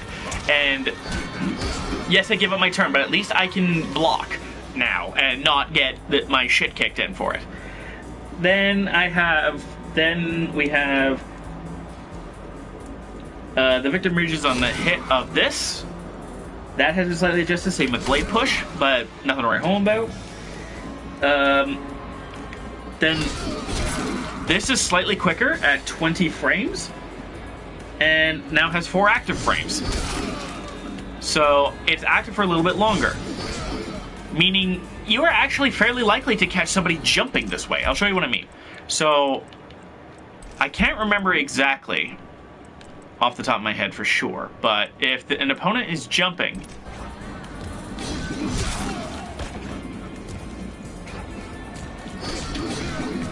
yeah, there's a chance where that would just straight up miss on a jump. Oh, I'm just following the orders here. So hold on. There we go. So at the apex of a jump, that string would not connect, but now it does. So it acts as a better anti-air. And I'm following alphabetical order in the patch notes. So next is Liu Kang and Noob Saibot. And I'm gonna get him to stop jumping now. That'd be great. Thank you. And so you can anti-air a little better now. And it's -19. So it's easier to punish this attack. But that makes sense because this string right here left Kodokan at -5 anyway, so it's fine. But I can more easily go into a combo.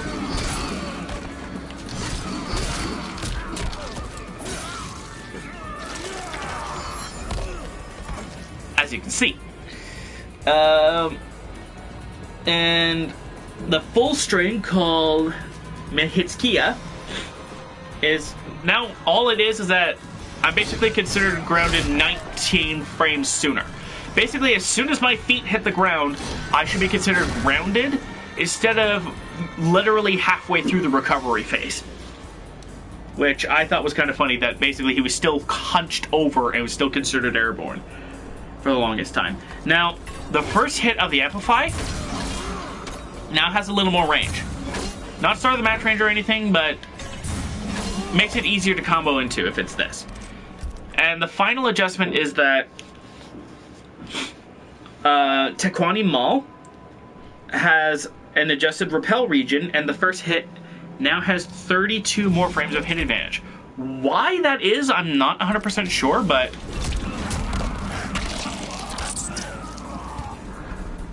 yeah, it doesn't really change that, but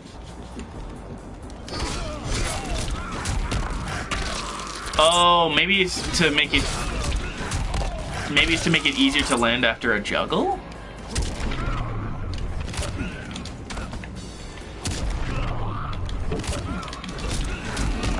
Maybe that's what it's for. Or maybe it's an adjustment to an online glitch where you actually were able to get multiple hits off of the startup. Yeah, because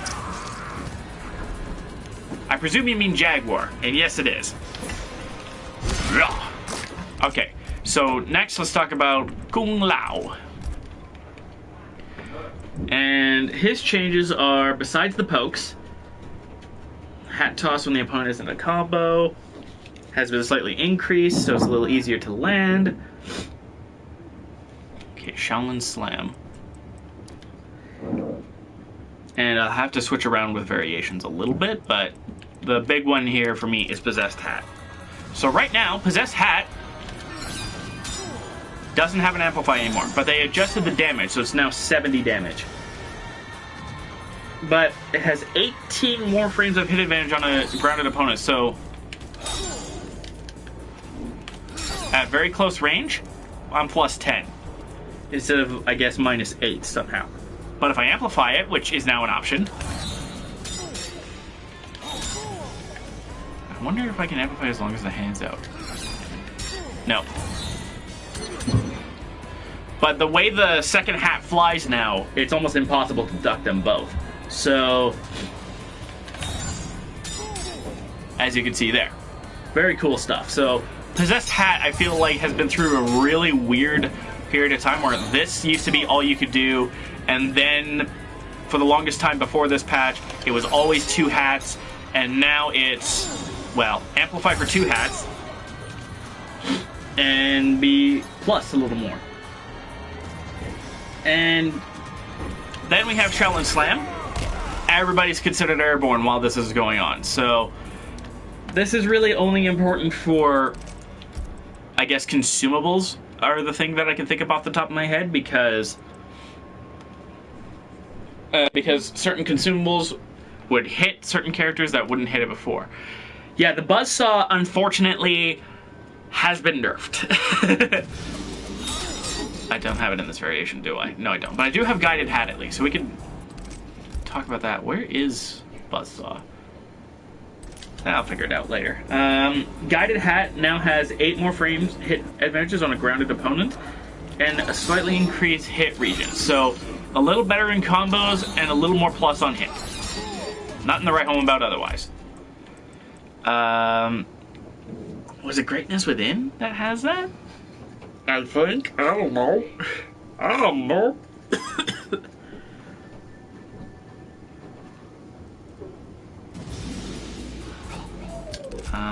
Spiritual Guidance and Air Teleport. So it's probably Variation 1. And I have set up on job! If anybody gets that reference, I owe you a martini. The skin is a Chronica skin. Yeah! Got it from the Gauntlet, I believe. Is it really in Variation 5? Really? No. No, because it's that. The envious one. Where is the Buzzsaw hat? Hold on.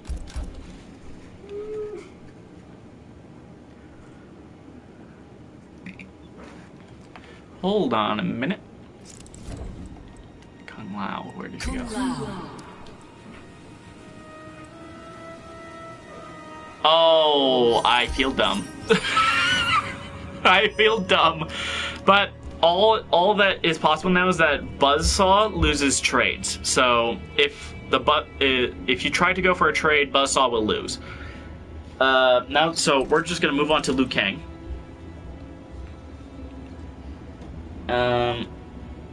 Which the change is not that much. Dragon's Tail.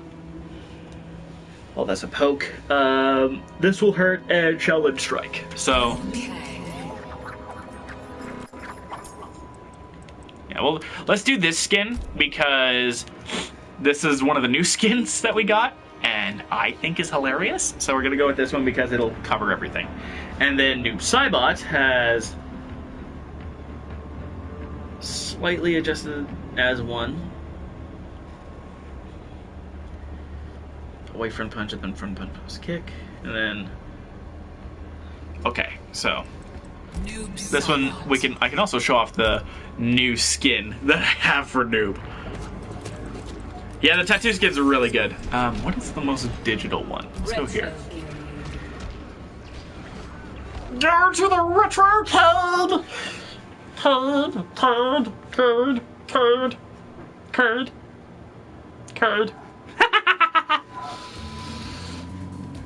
Alright, play as Noob again. I need Shaolin Strike. What is Shaolin Strike? Shaolin Spin.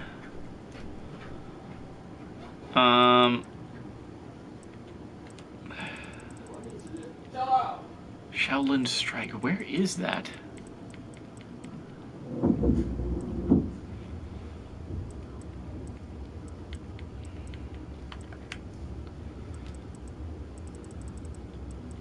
I'll tag it, this will hurt, because that's important. But I can only... What is the change? The hit regions of Shaolin Strike. Regions. So, I may be wrong about this. I don't care for MK, but when I see a man streaming with one viewer, I click. Well, thanks for joining me, Bogart. Thanks for joining me, Mr. Bogart. Or Miss Bogart, I don't know. Anyway, so, Johnny's idea is just, one change I'm not 100% sure on, so if I get it wrong, I do apologize, but one I do know for sure is this will hurt. The hit regions of this, it's a little easier to hit this attack, land this attack, and go for your strings. Now, I think what they mean by Shaolin Strike is Shaolin Stance? Unless Shaolin Strike, unless they maybe mean Nunchaku Strike, because that is strike and it has multiple hits. So that might be what they mean, but do not quote me on this one. I'm not 100% sure. And next up is Noob, and Noob has a really easy one. This string right here has been slightly adjusted, so I'm not totally sure what that means exactly, but if I were to... I'm willing to bet that, given previous changes, if I were to do a crushing blow, it might... Okay, so it might be a little bit harder to get this from certain launches, but it's still possible, so it's not a major change. Which is good, because this crushing blow is really good with that punish. And next we have Raiden and Scorpion. Raiden and Scorpion. Let's see. Sweeping Storm. Distant Thunder. Heavy Thunder.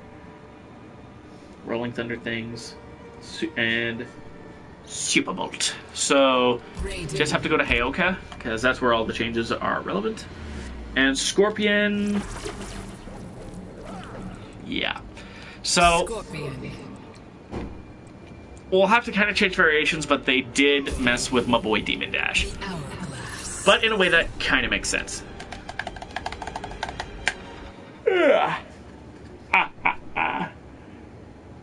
So first off is Ray Diddy. Alright, so first off we have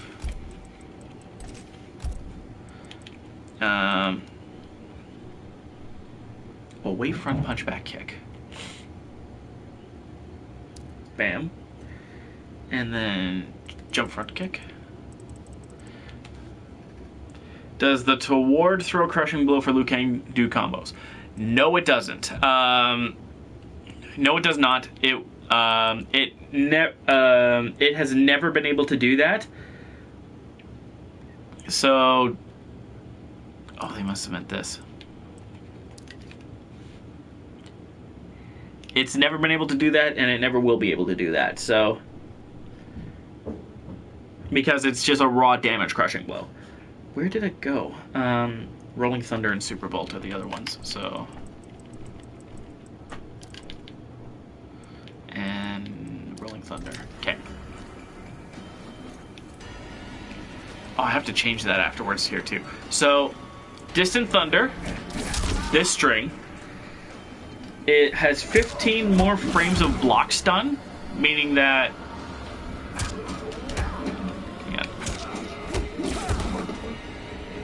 Meaning that Raiden is now +1 on block. Was this -16 on block? Crazy. When normal block and 5 more frames of block and with slightly increased pushback when flawless blocked. Okay, so probably still hella unsafe. Yeah, -9, but not as bad as it once was, so that's good. Then the hit regions of Heavy Thunder, slightly adjusted. And then there were some instances where this attack, Rolling Thunder, would be able to hit an opponent while they're supposed to be invincible, just like any other damage over time attack. And then there's Super Bolt, which is now 10 more frames of block stun, and has 6 more recovery frames on hit and on miss, and is now considered grounded as soon as his feet hit the ground. Am I not going to do DLC?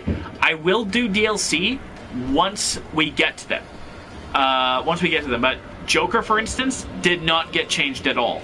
So I'm covering the balance patch part of the stream right now, so that's what we're doing. And then we will get to Rambo, Rain, and Melina. So once we're finished there. But once charged for 20 frames. So, I think. Once charged, this attack is now -7 and basically safe. 8 less recovery frames on hit and 10 less recovery frames on block or miss. So, hi-ya! And this still has a crushing blow where if you counter or punish an attack when fully charged, I have to counter or punish, so pretend that it's on this. Hi-ya! Now you can get some really nice damage. And I'm really excited about this because I really like Super Bolt. And I'm willing to bet that this attack is going to be seeing a lot of love and custom variations. Next up is Scorpion, and his changes are slight but easy to explain. Demon Dash used to be a 7-frame attack. Now it's 12 frames. So you can't use this as a 7-frame reversal. However, that's not the only change that has happened. A move that was in a competitive variation, Misery Blade, had the same change that Half-Blood Stance had for Katana, where if you cancel it, you'll always be able to be thrown out of it. So you always have an option to try and throw the opponent out of it. Scarlet has nothing, it's just damage over time adjustments. Oh, except Killer Clot is banned, and I don't agree with that decision, but that's besides the point. And it looks like they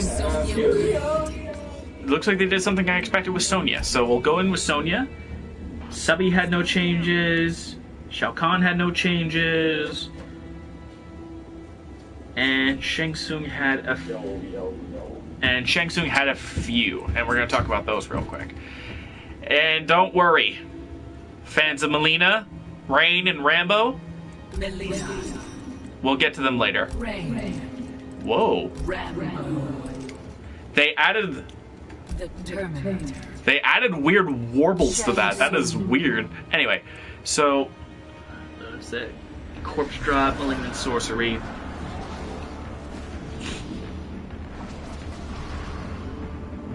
Oh, they adjusted the damage. So I'm gonna have to fix that for the combo video.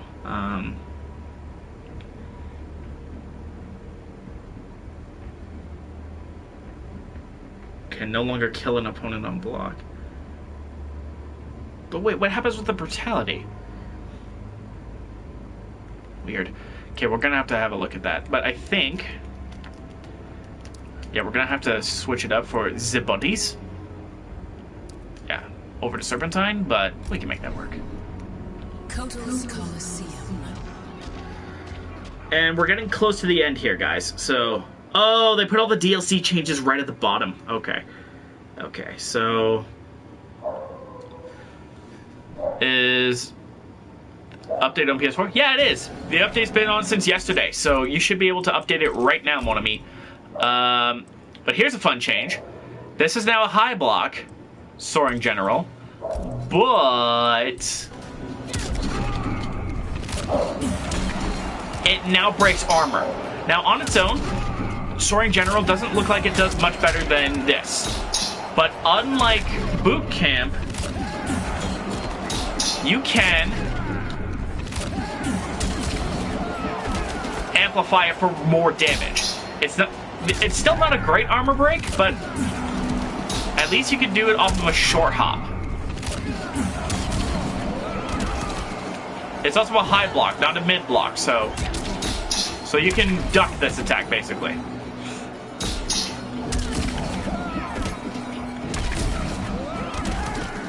Owie. Now for Shangadang, because there's a lot to talk about with this guy. First, his malignant sorcery attacks, and soul swap and corpse drop. What is air marching order? That is a jumping hop. That is an extra jump attack. It's nothing crazy. It's just a double hitting jump attack. And then corpse drop got changed. I'm pretty sure. So first, we need to talk about this. These spells now now last for a shorter period of time. They last 4 seconds. 1, 2, 3, 4. Instead of what would have been 7 seconds. So they got their duration cut in half, basically. Corpse Drop now does 80 damage instead of 90 damage. So Corpse Drop overall does less damage. So with Shang in particular, I'm going to have to fix that in one of my combo videos that I built a couple days ago. And Soul Swap apparently can no longer kill the opponent, which makes me wonder because there's a brutality attached to it. Final hit must come from Soul Swap. Oh, maybe if you're blocking, you can't get killed by it. That would make sense. And the only other change really is in Serpentine that I have built. And a rare visual issue, but it's a visual issue. It doesn't affect balance at all. So with Explosive Corpses equipped, the body now does less damage, 60 instead of 80, which was instead of 90. And if I amplify it, there's less block advantage when it is amplified, and look, it does way less damage. So if I were to do the combo that I did earlier for the video, which is I need Fatal Blow on. So if I do this, it's down forward, isn't it? Yeah, it is. 1.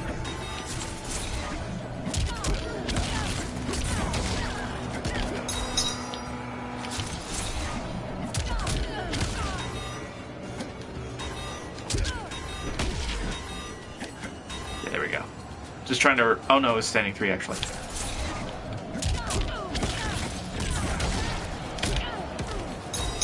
Oh, because I haven't sewn yet. Hang on. Okay.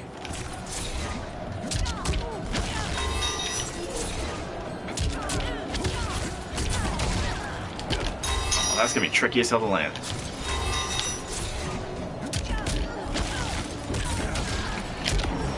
There we go. So this combo originally did over 50%. I don't remember exactly how much, but... Okay, so it does 550. But I'm pretty sure it did 570 before because of the corpse drops. So that changes there. Nightwolf hasn't changed, it looks like.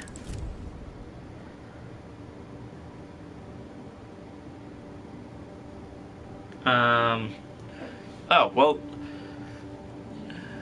Yeah, so Nightwolf hasn't changed. Terminator... hasn't changed. Sindel has not changed. Spawn has not changed at all. He's only had one change, and that's to his down one, and that's it.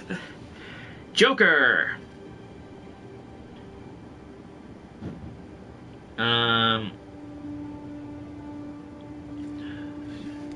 The Joker. Joker only really had one change.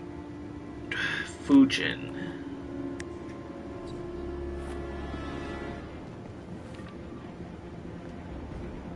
Yeah, Fujin is next, but... Fujin. Sea of blood. Big stretch. Got to get your stretches in so you don't hurt yourself, even if you are just streaming. Alright, so Joker only has one real change, and that is... I'm playing as Fujin again. God dang it. If I'm... And the only real change is that getting lit Amplify will no longer auto-face the opponent, so it won't turn around when I'm throwing down the gas can, which I don't think I've ever had happen before, but, well, there you go.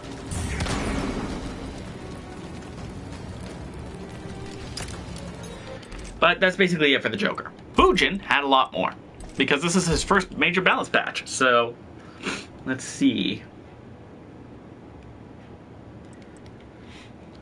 Typhoon release. Did I have a ninja variation? Yes, I did, but none of the ninja moves have changed, so I didn't need to talk about it. Typhoon release. Fatal Edge. The Wake Up Launcher.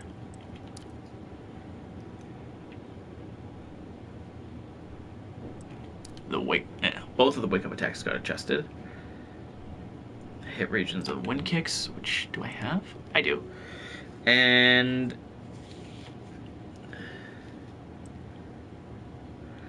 okay, here, quick slice. So, Typhoon release had an adjustment to the victim region, likely to make it a little easier to land off of certain things. So if I did this and we went for something very simple, as you can see there, then Fatal Edge also got a slight hit adjustment, and the first hit of this will now correctly display a red hit spark if it's a counter hit. Otherwise, nothing else has changed for that string. The next change is all about the wake-ups. So, Wake Up Launcher had its hit regions adjusted, and the Invincible is now -9 on block instead of -5. Has 5 less recovery frames on hit and 1 less recovery frame on miss. So it's less good. It's nerfed directly. And the hit regions of the last hit of Wind Kicks Amplify, probably just to make it hit better. And then, yeah, that's it. Now we gotta move on to Robocop and Shiva. And these are the last two characters. These are the last couple of characters before we finally get to talk about Rambo. Rain. and... Melina. Rain. But before we get too far with those guys, we're going to build their custom variations so I can go over all of their attacks. Robocop. So, what did Robocop have adjusted? He has Shovel Trap adjustment and Riot Shield.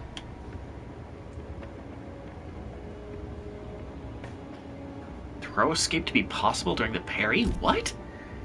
I didn't know that was a thing. And Shiva.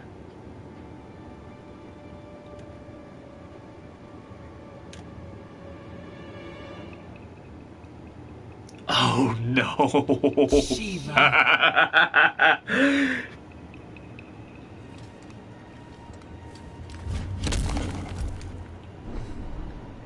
Oh no. Shaolin Trap Dungeon. If you don't like Shiva Stomp, you are not gonna like this.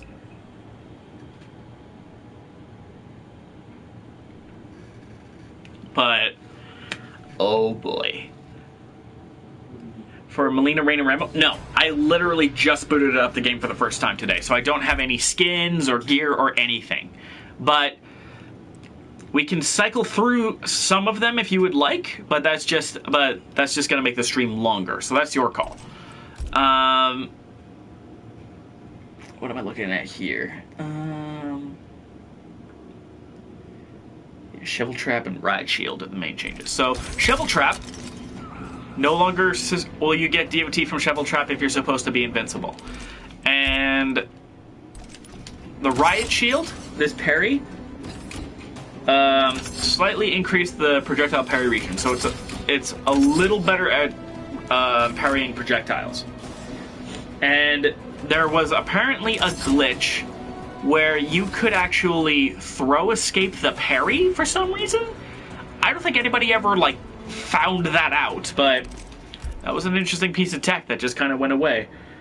I mean, it makes sense at the same time, because it's like, it's a parry. You're not supposed to tech a parry. That doesn't make any sense. So, Telestomp, aka Dragon Drop. Dragon Drop, Spinning Dragon Amplify, and that's basically it. Oh, and Bloodlust and Slam Dance. Got some things changed. So, first off, here's the thing about the Dragon Drop. The hit regions have been slightly adjusted, and there's one less startup frame and one more active frame. What abilities am I going to use? I'm going to look at them all. I have not played Melina, Rain, or Rambo yet, so I don't know what my base variations will be. But I'm going to have a look at them all. So this stream is going to last quite a while. But yeah, so Dragon Drop is 1 frame faster and has 1 more active frame, making it slightly harder to punish. But the thing is that 1 frame off of 65 is not a lot. So, as for this dodging,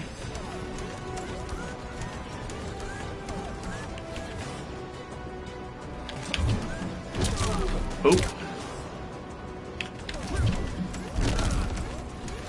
Yeah, I'm active for 5 frames instead of 4. So, it makes things a little harder to punish the stomp. And the only other thing is that so this string now has more range all the way through. So you can reach further with this string, and the amplify for this attack is no longer throw immune at certain points, which I don't think we really have to worry about too much. That does it for character balance patch changes. Now for the second serving of meat and potatoes in this stream. Because we have to have a look at the DLC characters. The brand new ones. And I don't have any gear for any of them. And I will be changing variations, so I'm just gonna call them stuff like default, default again, and default again, just because I want to show off these abilities and I don't want to name them just yet. So I haven't had to do this in a long time. So first off, we're gonna have a very quick look at the bandana Dan Bandas. We have, they're not really much to write home about. They're just headbands. Although it looks like this one has been branded with the Mortal Kombat 11 logo because, of course. One of these, if I remember right, has a US flag thing. Yeah, this one, Abundance of Valor. So there you go. Lethal Warfighter, Professional Soldier. This one has skull and chains. It's hard to see because of Stallone's hair, but oh, there's definitely some decent headbands in here. Then you have the survival knives, which are names. Amando, Valencia, Kit Peak. Are these names of towns in Arizona? Because we got Tucson, Canelo, Tombstone. I'm willing to bet these are all Arizona cities and towns. For the most part.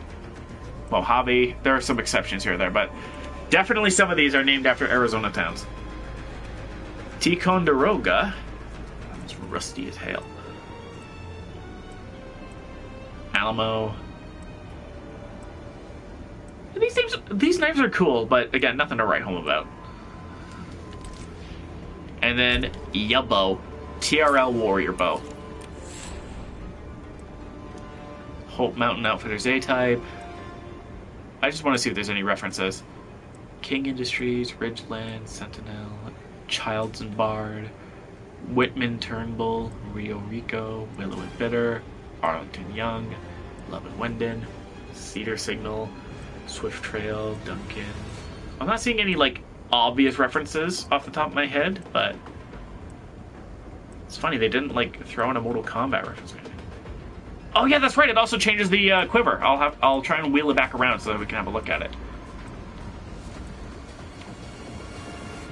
Oh, it's very tricky. It's very tricky to see, so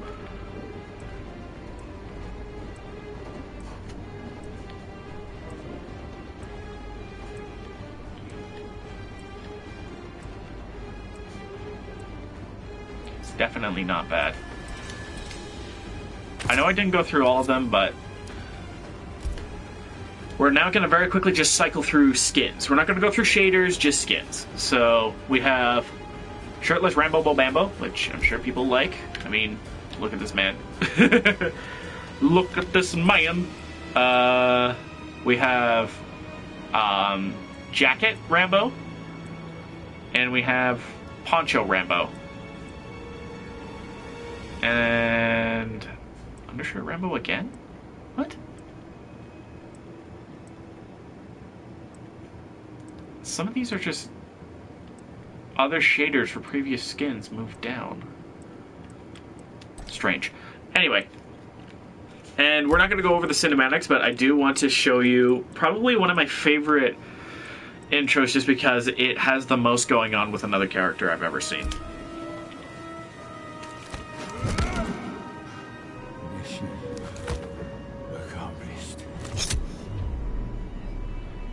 It's just another Rambo model just because they needed something to show, but it's really funny.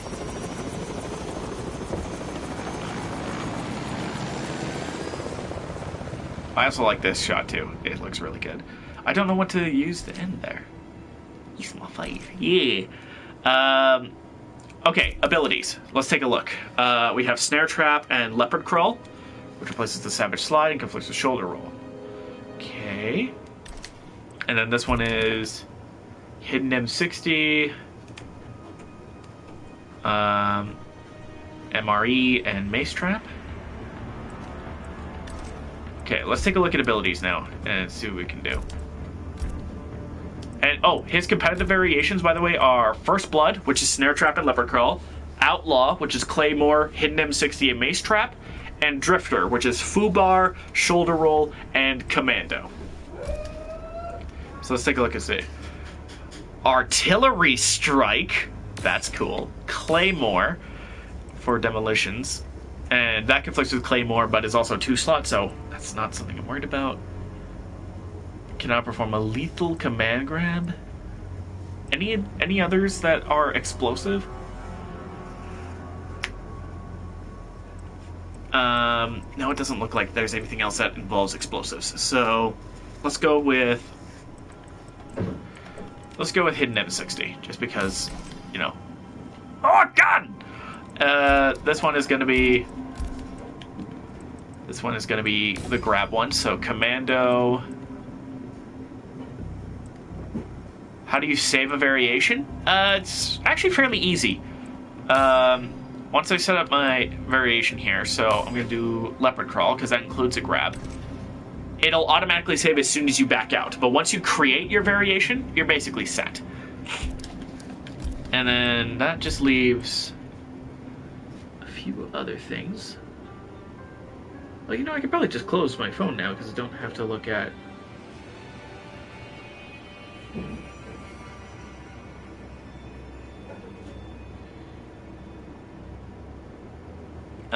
let's see here.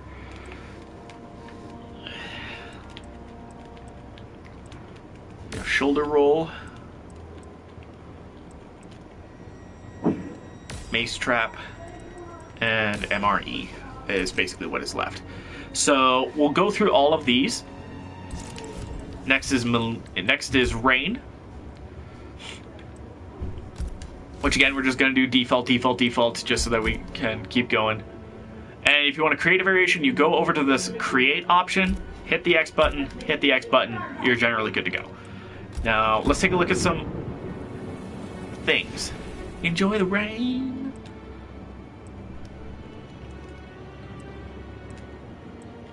The Melian campaign, Holy Squall. Yeah, I like some of these full face masks. The Artist, Kingly Protector, Eyewall Mask. I like that! I know people don't like that mask, but I personally disagree. I personally really like when it's full on like that. Vargas, Regent, Regal Mist. See, that has eye holes. Tornadic Prince. Edenian Bastard. What? What is this thing? And why do I love it so much? I love it. Oh, and it's in black. Oh, shit. I really want that. And then Fallen General, which is just maskless. Then we have Qatars. Ooh, I like that one. Just scrolling through these real quick so that you can see what we got cooking. Isia, Gracchus, Protean, Blade of Orin. There's an Armageddon reference there. Imata, Prionian, Adiono, Trifakara, Goranian, Megaran, Chiarian, Mistress, Derico, Antkarian, Scaplo, Caro. That's another Armageddon reference. Knife of the Weather Mage. Yeah, that's it. Yeah, and then the shoulder guards here. This is the last bit that is changeable. Though I wonder if you can just straight up remove them. I don't think you can. I don't think there's a shoulder padless option. Although, I could be wrong. So we're just going to cycle through these really quickly.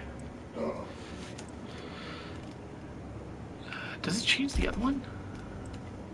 No, it doesn't. It's just the one.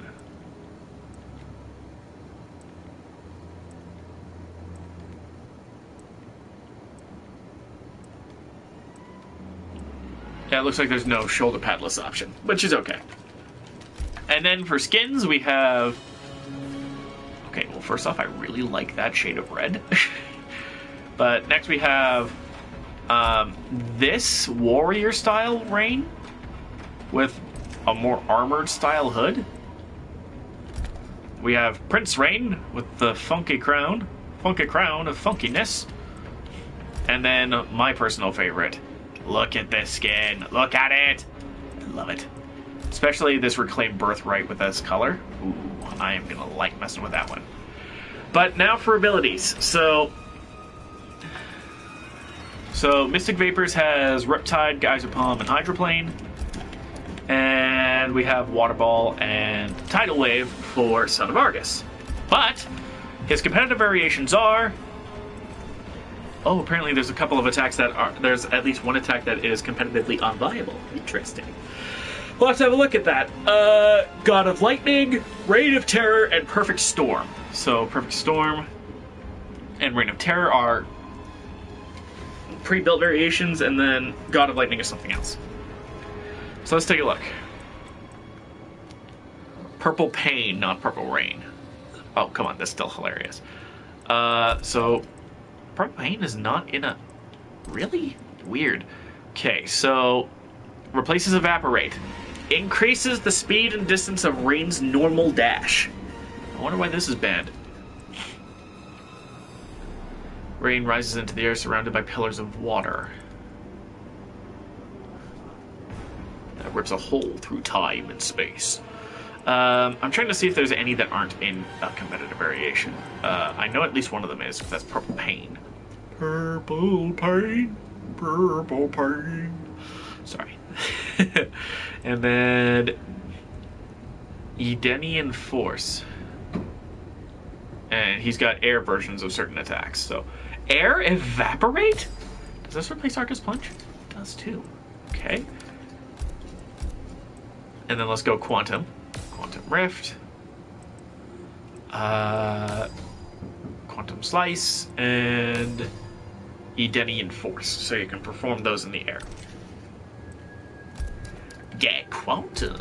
And then for this one, I'm going to do Wave Dash. I know it's not... So Wave Dash is just straight up banned. I'm not sure why, but we're going to find out. Tidal Wave and Hydro Boost. And that is all she wrote for Rain. So far, we've been able to throw them all on nicely. And finally, we have everybody's queen now, Mileena. First off, there's a maskless option. You could grab it right now if you want, but it's available in the character towers. You'll be fine. And it'll be an easy grab. So, we have maskless, we have...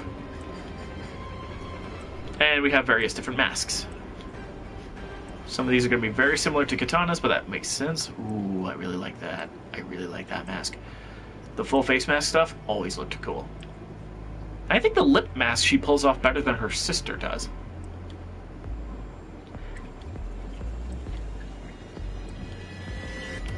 That could be good for the Tarkatan skin one. I want the maskless. So once you have Mileena, what you should do is grind through the character towers. It won't take you very long, and it won't take you very long. I don't know exactly when you'll get them, but you'll definitely get them there.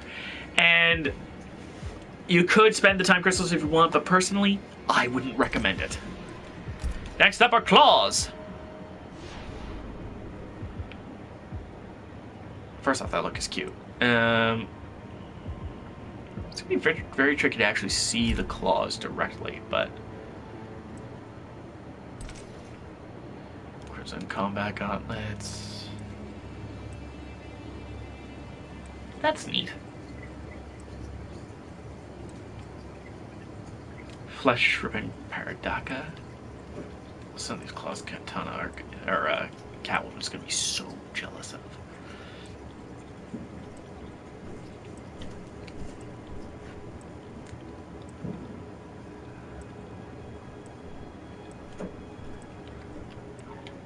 Wish you could actually see the claws better, but, I mean, it's whatever.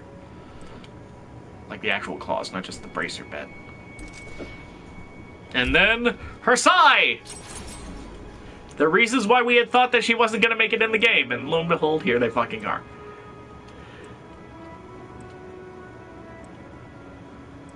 I wonder if they're going to give her any of the old designs. Okay, well... Those are just straight up made out of bone, which is very terrifying, and I love it.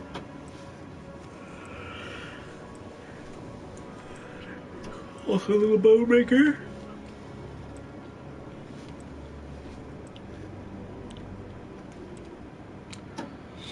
Ooh, I like those. Super jagged. Super stabby and teary and cutty and... I don't know what that was. I choked on something. Ouch. Hang tight. Fix my eyes. Alright. Now for her skins. First real proper skin is this one. Which is her Katana wannabe skin, for sure. It's obviously quite Katana-like. This is probably what Shao Kahn threw Katana in before she rebelled. So, there you go. Then we have True Kanem, which has the helmet on permanently, which I'm not the biggest fan of. Beauty of the Beast, which is easily my favorite. It's the scars, the shaved cut. It is muy bueno. And yeah. Straight up love most of this. I was pleasantly surprised with how this skin turned out, actually. Like, wear it in blue, you could totally mistake her for Katana.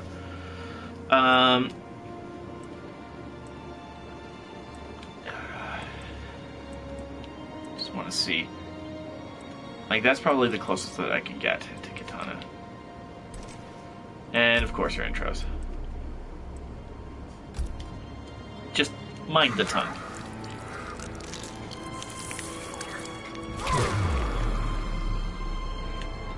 Yes, indeed. She got killed by Devora. But not today.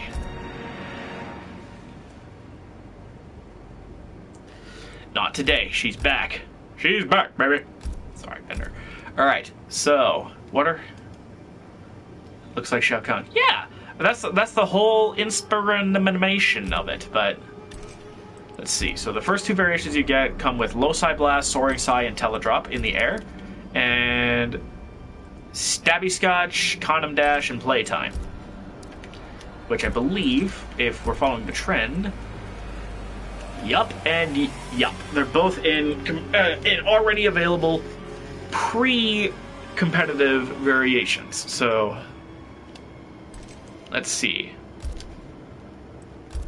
Let's see if there's anything that has not been thrown on in a competitive variation yet. No, there hasn't. 1, 2, 3, 4, 5, 6, 7, 8, 9. She has exactly enough for her competitive variation. So, it's literally just combine how you want now. So, Stabby Scotch already has. So there's already a variation there that I basically want.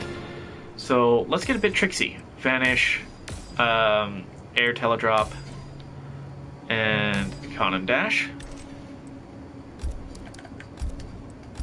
And then let's do Low Psi, Soaring Psi, Psi Slide. So full on Psi variation, and then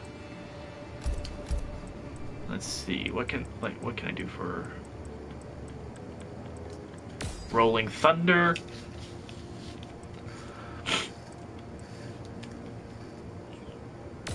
Playtime. And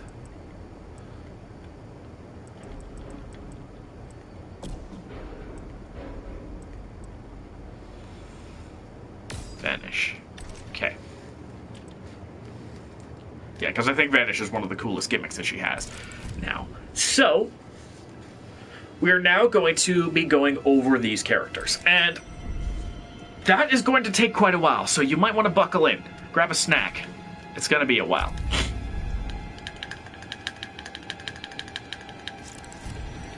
Okay, so first off, we're going to do... Rambo. And we're going to do... Rain. So we're going to do two characters at once here.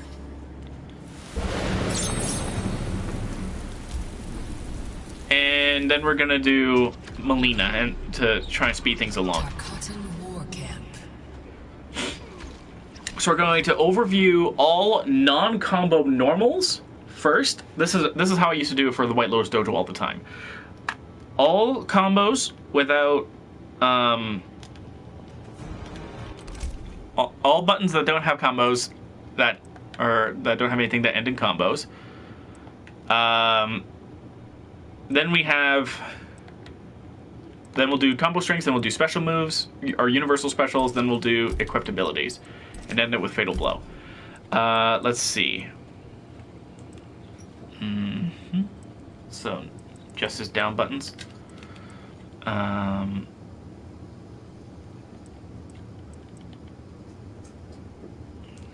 And then just down to, really? Okay. Oh, before I forget, we're going to do both, and we're going to have auto normal block for both. And then he only has one kick string, and that's it. Okay, so that makes things easy.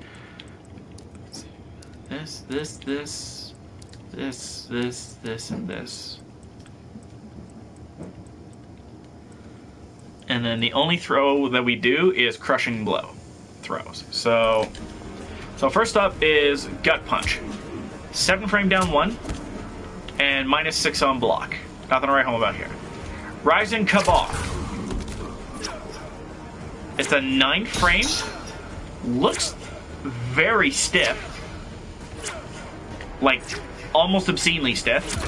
And of course, has its crushing blow. But instead of breaking the bones, it stabs upwards, allowing you to get your combo. So you can do this, and of course get your combo. Then we have Boot Bash, which is a 12 frame high. Not going to see this one too often, but it is +1. Then you have Recon Kick, which is an advancing high, 16 frames, which is -3. Oh, I forgot to set it on Flawless Block though. And before I forget, Uppercut's -10. Unless it's Flawless Blocked, then it's -20. Kick is still +1. Roundhouse is -3. You can use the forward crushing blow for combos. That's actually really good to know. We'll get to that when we get there, when we cross that road. Then there's Steel Toe. 9 frame down 1. -7, but really good range. Then there's Service Strike, which is a hopping hook kick that knocks down. Survival Sweep is a bit of a funky one. -11. But on block, standing 1 is standing 4 is -1, so that's good. There we go. -6 on block for the sweep. Then Lieutenant Drop, which is Aaron Black's forward 4, except with much less range. And you have to, I believe, the crushing blow for this one is you have to land it twice in a row, or it breaks armor. So this is his armor breaking attack. So if the opponent were to break away, how good is that? Easy enough for 42%. And it does slightly less damage than an uppercut afterwards, but I guess this is because an 11% overhead might have been a bit much, considering how fast of an overhead this actually is. Then there's Double Down, which, unless I'm mistaken, is basically the same animation, just slightly tweaked. That's kind of funny and a little bit sad. -9, -9, -9. Okay. And finally, we have, trying to not do breakaways now. And then we have his Toward Throw, which which has a very interesting requirement that ended up being copied over for Melina. If I don't jump or get knocked down for 10 seconds and go for a forward throw, I get a crushing blow. Which apparently can extend combos according to Mason, so let's see. Oh, it absolutely can. And it does damage over time, too, so that is nasty. So I could do... Oh, but it has to be a quick link. Can't be anything I want. That makes sense. And at least there's also that damage over time.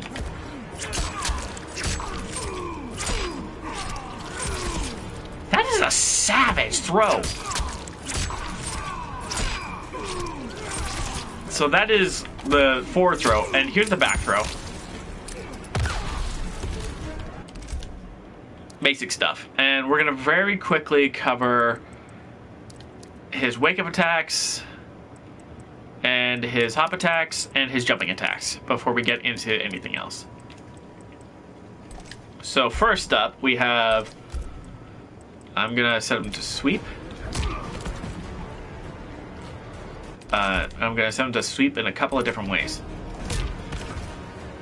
Sweep anti-air, and then sweep block. So first up is quick detonation. And I roll away. Really good because of how far back we end up being. On block, this is minus 15. But jump square or triangle. Already have that. It just doesn't show that I'm jumping.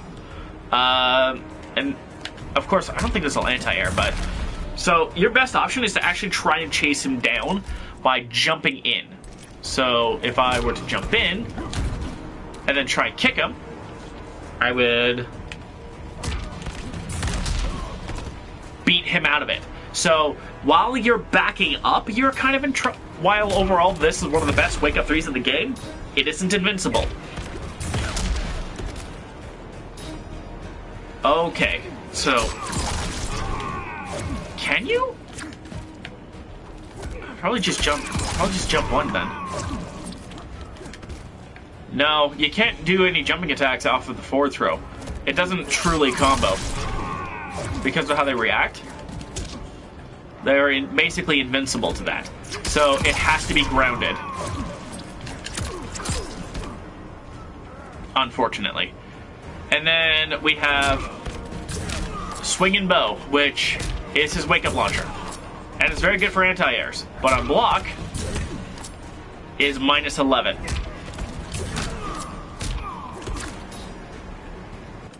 And I wonder if there's any flawless block data.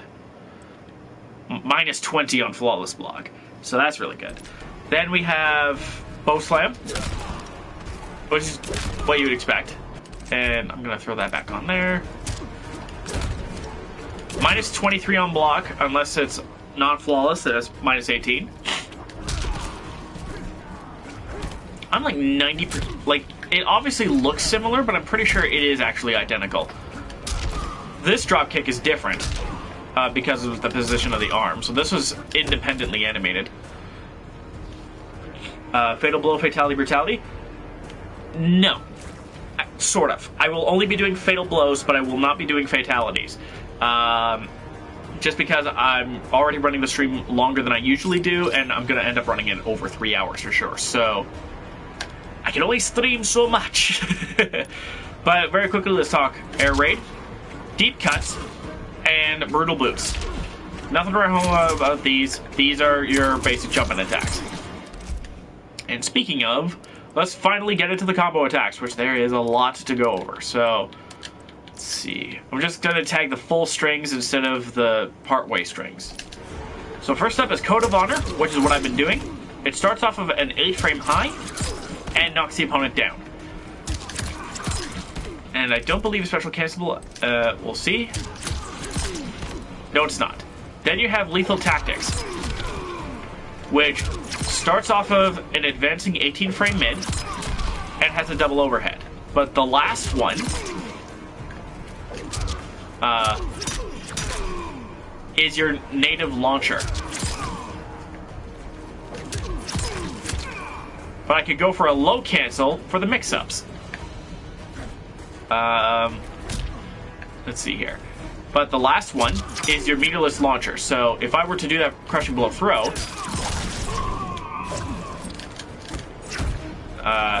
timing is a bit funky, but there it is.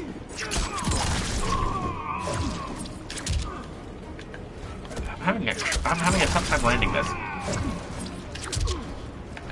I'm having a hard time landing the forward one.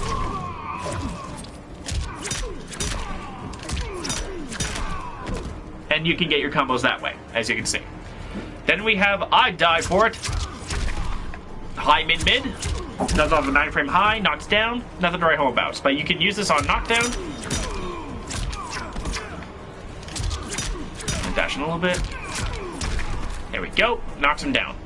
Then we have No More POWs, which comes off of a very nice mid, 11 frames.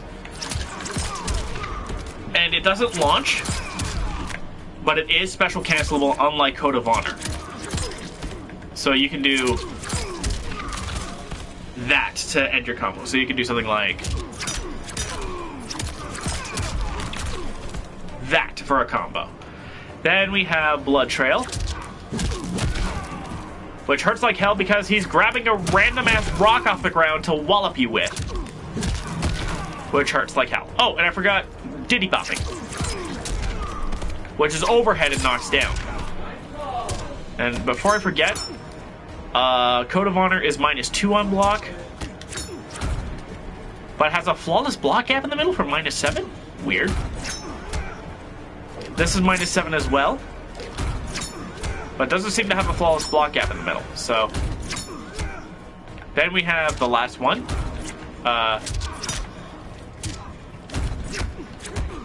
Which that definitely looks like it has a flawless block gap, and if not, it's -30, so it doesn't need to be, because it's a launcher.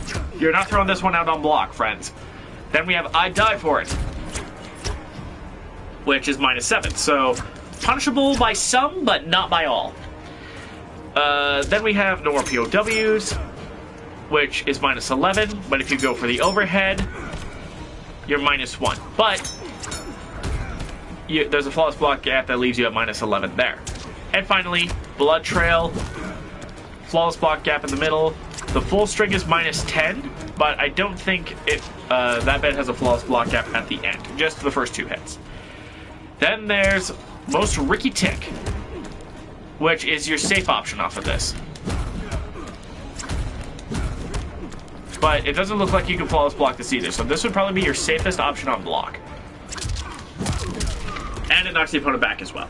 And then there's Deadly Boondocks, which starts off of a low. This is, or a mid, sorry. That looked low, but it's actually a mid. But this is probably your main combo starter if you have a launching special attack, which I don't think you have. There's a Kick Grab. That's probably an ability, which we haven't gotten to yet. Which we've not gotten to yet. But we're going to now go into his universal special attack. So those are the ones that don't have the E next to it. Which he doesn't have that much. We have Hunting Bow, which is interesting because it's a stance. And in order to shoot the arrow, I have to release, and to go back into the stance, I have to hold. So I'm going to turn off the auto block. I can't amplify this, but I can cancel it for free, so that's really good. And then there's Whip Trap, which is really good for range, as you can see, because there's a far version that also goes full screen. So I can go zony and just knock him back and keep him back that way. Now for abilities. We have Snare Trap and Oh My Jesus Leopard Crawl. Oh My Jesus Leopard Crawl. Let's get started on that. So, Snare Trap. It's just a normal low projectile, basically, regardless of range. And then you have the Amplify, which can extend combo, so you can do something like this. I don't think that's going to combo, so let's try this. Just for basics. There we go. Really basic, 29% off of a 12-frame punish with decent range. Or, let's try an 8-frame punish.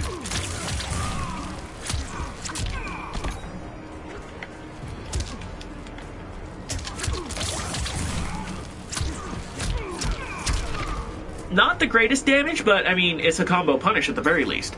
Then we have Leopard Crawl, which sees Rambo go down into his crawl stance. And he can hold this for a really long time. I don't know how long that was. That was easily about 10 seconds. So we go low, and we have a few options. We could crawl forward, but we can't crawl back. So we crawl forward, and we have circle to get out of it, square for the quick slash, which is a true low, and then sneak attack, which is a true throw, and then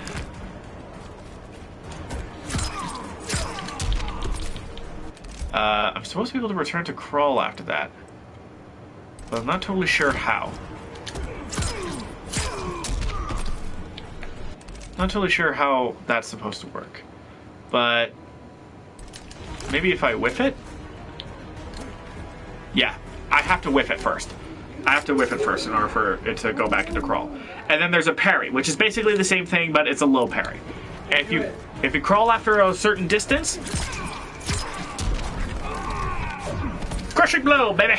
So this one is so the question is how far is far? And to do that, I'm going to turn off easy crushing blows to find out. So I'm willing to bet that's 1 rep. Not enough. 1, 2. 2 reps is not enough. 1, 2, 3. 3 is enough. So how far is 3 reps? 1, 2, 3. So you basically have to crawl full screen for this one. Really good if you see Cetrion coming at you with a hopping projectile, and you just move in and stamp. And that's basically crawl in a nutshell. So, and the parry animation is the same. So let's move on to variation 2, which is right now called Rain. I forget exactly what it's called, but it has a name. So, what does Veteran bring to the table? He brings MRE, which heals for 60 points of health. And to show that, I'm going to do that. This has a Crushing Blow, which has 2 different requirements. So first off, this is his heal. 1, 2, that's 40, that's 20, that's 10, and then that's 10 again. It stops at 10. After enough of these, so let's see how many. 1, 2, 3, 4, 5, 6, 7. 7's your lucky number. If he eats 7 of those bugs, then he's set. I don't know if it's in a row or if we can wait, but if Fatal Blow's on cooldown, you Crushing Blow the bug for 23 points of healing. So look at that. And I believe this would scale too, so let's eat a couple. So this would go from 230. No, it looks like it's just 230 again. So, so yeah, I think what would be best is if you eat a few of these, and then go for this Crushing Blow to maximize your healing. So that's good, but it doesn't look like it resets that. So I wonder if it's just throughout the match. So I'm gonna do MRE and wait 1, 2, 3, 4, 5. 1, 2, 3. 1, 2. Okay, so if there's a 3-second cooldown in between there where he can kind of process it and not vomit, basically. Yeah, I figured that out already. If you eat 7 bugs, that's how much it takes to puke. So 2, 3, 4, 5, 6, and then Crushing Blow. See if I can avoid that's 7.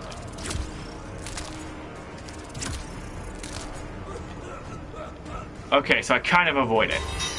Next is Hidden M60. Which I don't think much more about that. Yeah. 3 times in a row. Okay, so first up we have Hidden M60. Which is a lot.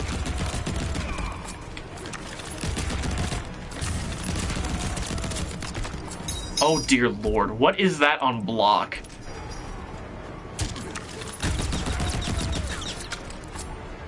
Holy god. Okay, it's not like they're eating an enormous amount of chip, but they're definitely eating over 1% damage in chip. Unless they flawless block, then they eat basically no chip. Go.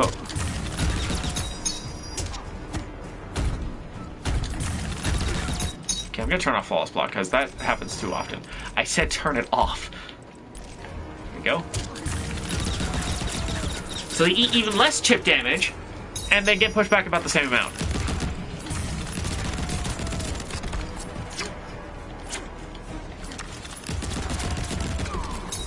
It's not like they eat a whole lot of damage off of this attack to begin with, so...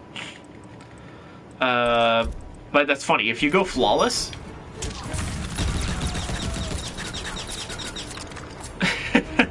So what is that? They only eat 0.2% of their damage from chip, which is good because it's a really long... It takes a while for that to come out, so if you are good with your flawless block timing, you basically just got, you know, a free outie from that. On block, by the way, well, on flawless block at least, it's minus 22. And on normal block, it's minus 22 as well. So it's minus 22 regardless, so that's good at least. And then Mace Trap. This doesn't track the opponent, but it really covers the airspace really well. And if you amplify it, it becomes a log that travels the full thing. If this move hits the opponent 3 times in a row, so I don't know if blocking it will count. I'm pretty sure missing it does, but let's see if block does. And it has to be the bigger log for that crushing blow. Now let's move on to the first default.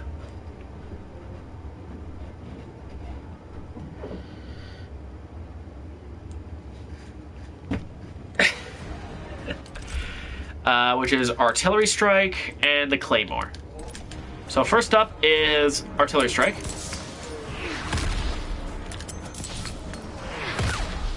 Which is exactly what you would expect it to be. A big old mid. No amplify on this. But you can do something like scare the opponent into jumping, which gives you enough time to pull out your guns. So this is actually not that bad. Oh, that's got to be full screen. So it also doesn't hit unless it's the explosion. So, see how the projectile doesn't hit him right away?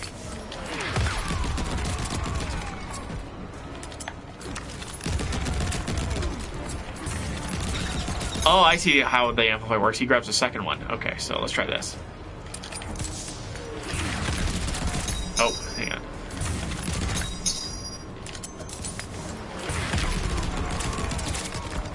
That's hilarious. And then there's Claymore, which you plant it, and now it's active. And I don't know how long it's active for, but it looks like... Okay, so it does automatically explode after a while. The opponent will take an unblockable launch. But so will Rambo. So be mindful of that. And then you can do something really nasty, which is hide it under leaves.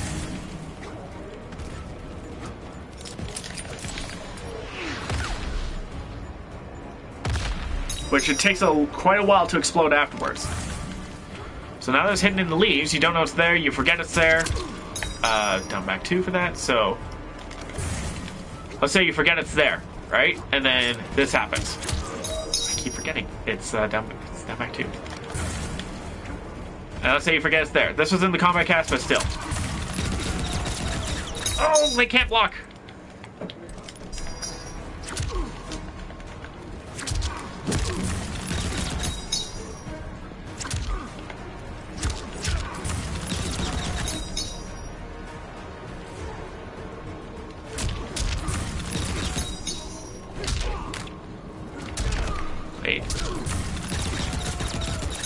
Okay, let's try this. Hop over, and then... Okay. Oh, I can't do that! Unless I, like, dash forward a little bit. And then catch or wake up on that. So you can see you can knock them into that. I wonder what happens if you go for a throw, though. Oh, that sucks. That. There we go. Oh. That's so cool. At least as long as it's not a crushing blow, I suppose. Then we have the next default, which we're basically just evaluating all the abilities, and then we'll do Fatal Blow. Then we'll move on to Rain.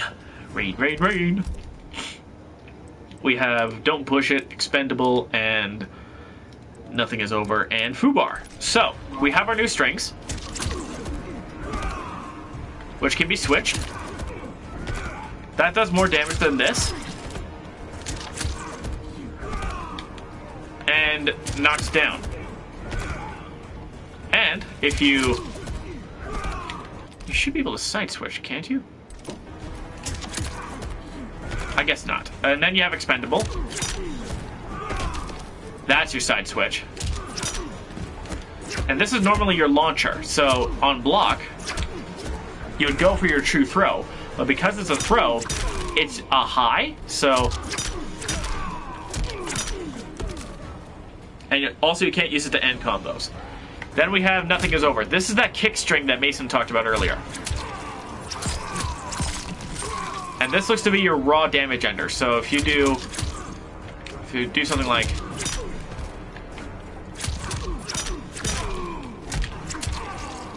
that, that's basically 25. That's basically a quarter of Rain's health, and he's left standing, which is huge because he can't wake up. Then we have Command Grab, which is called Fubar. Quick stab, throw him down. Keep it expendable, or keep it quick. Amplify for a little more damage, and you can choose which way this goes. If this beats a get up roll, which you can easily get if you just do Don't Push It, and then they try and roll away, and then you go for it. Crushing Blow with ridiculous damage. So you can do something like this afterwards because of how close you are.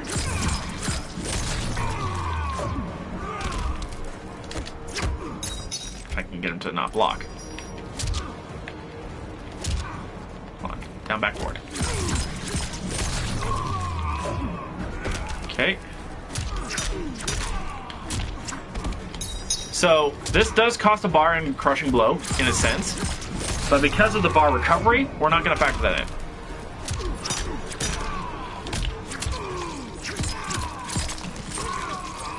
And look at that. We have almost 29% and my bar is almost back. So if we... Can you?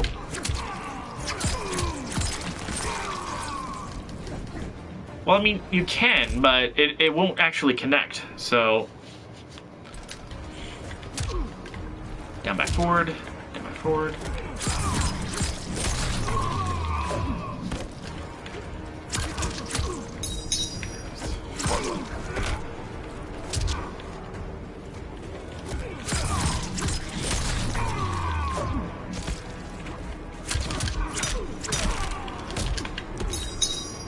I don't think so, because you're only left at plus 10, so it won't actually work.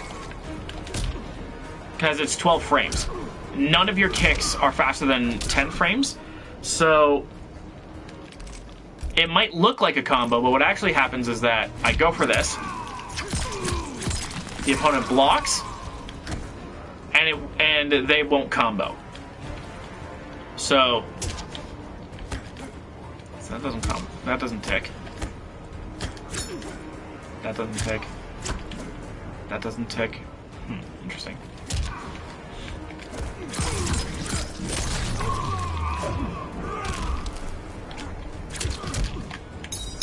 But that's the basic idea with that. You basically get more damage to your next combos with damage over time if you beat a roll. And finally, can you do a reset combo? I mean, it's kind of a reset, but all it does is it forces the opponent to block. Okay, next is shoulder roll. And this is the last move that we haven't talked about yet. So shoulder roll is exactly what you expect. Spend a bar and you roll. I believe this is projectile invulnerable. I'm not 100% sure. It should say. If this attack counters or punishes an attack, that's a crushing blow, which can be comboed into. So let's try this. Yeah. What can I do as an ender here? Mace trap? Debatable. Doesn't look like I have. Let's try this.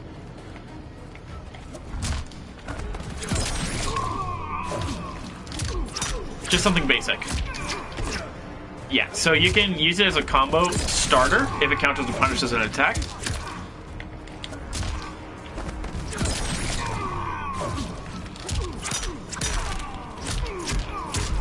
As you can see, but nothing crazy to write home about. If you amplify it, you get an overhead out of it, which is a side switch, and is neutral on block. However, the knife attack is -11, so if the opponent is patient enough, they can punish it.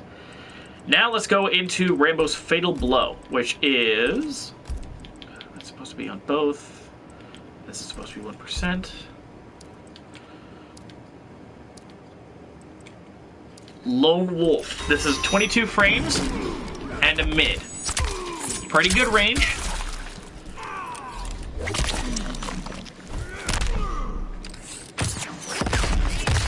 And does pretty good damage on its own.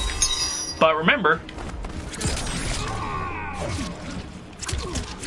Oh, I can get a jump in after the roll? Crushing Blow? Nasty.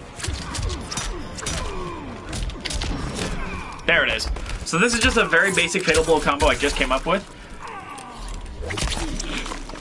You'll probably see a better version of this when I get to messing around. But look at that! Look at that damage.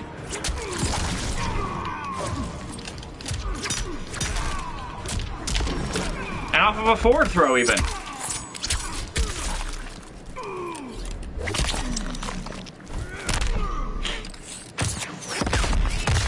Same amount of damage, basically, but still really cool.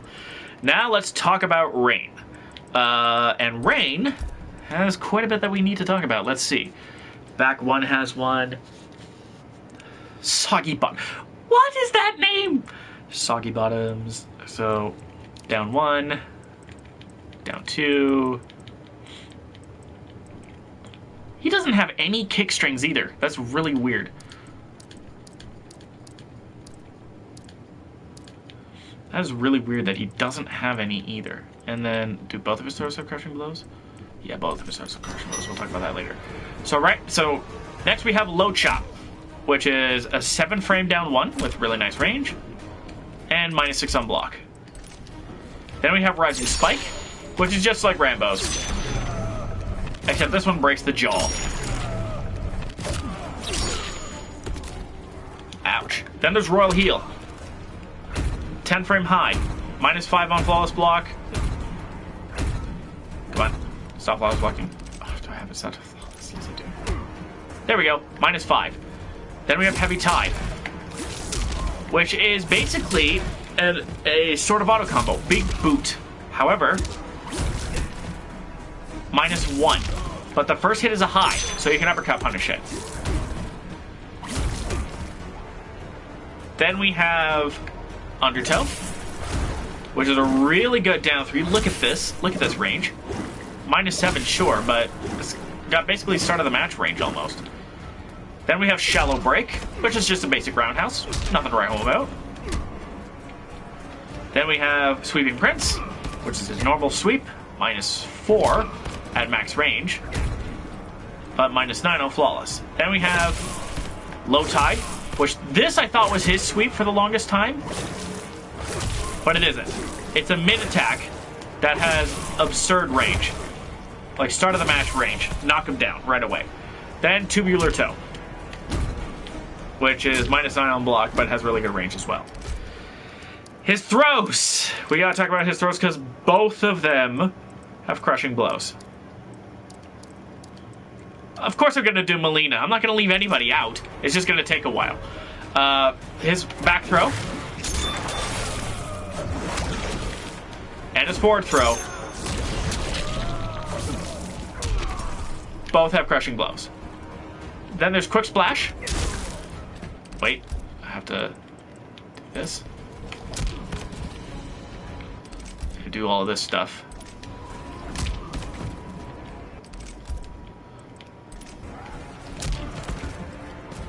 And then finally block. Oops. There we go. So, quick splash is a get off me with pretty good range.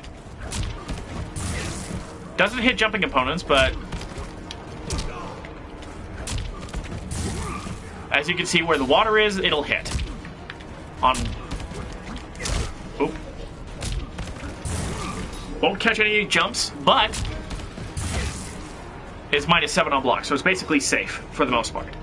And then there's Qatar's Swipe, which is his launcher, which advances really far. But because of that, it's -14. And jumping will stop it pretty well. Next we have his short hop attacks. Kickflip, 13 frames. Qatar Lunge, 9 frames. -19, -17. So the kick is slightly safer, and it has more range, but it's slightly slower. So it's a direct, do you want speed or do you want range comparison? Then there's... Oh yeah, and then Combat League skins as well. We're gonna have to fix-rate those as well. But we have Edenian Strike, Qatar Cutter, and Downpour. What is that? That is a weird-looking kick. Like, that's an Injustice-style kick. Look at that! Look at that! That is a Batman-level cross-up there. What? Okay.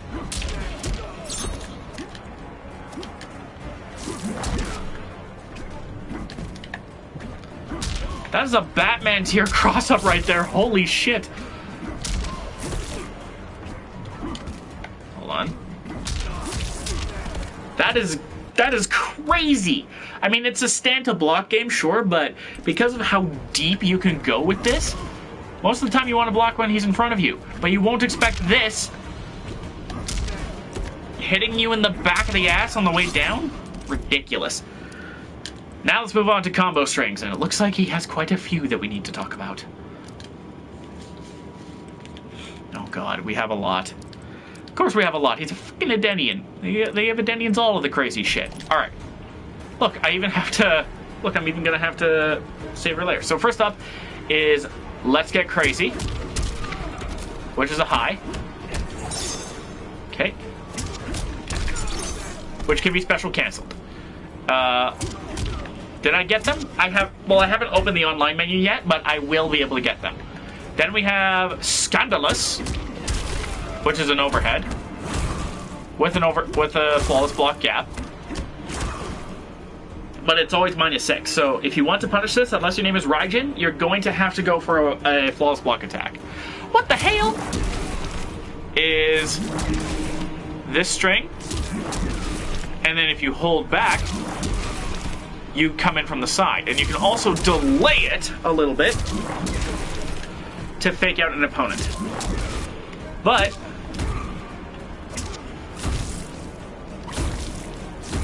it doesn't allow you to do that on flawless block. So keep that in mind. Then there's Insatiable Prince. So the middle bit is a dial-in. And knocks the opponent down. No combo there, it looks like.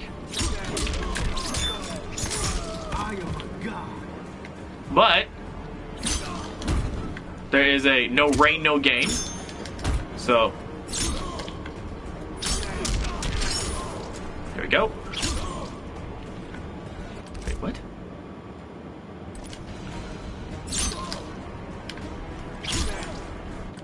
I don't understand.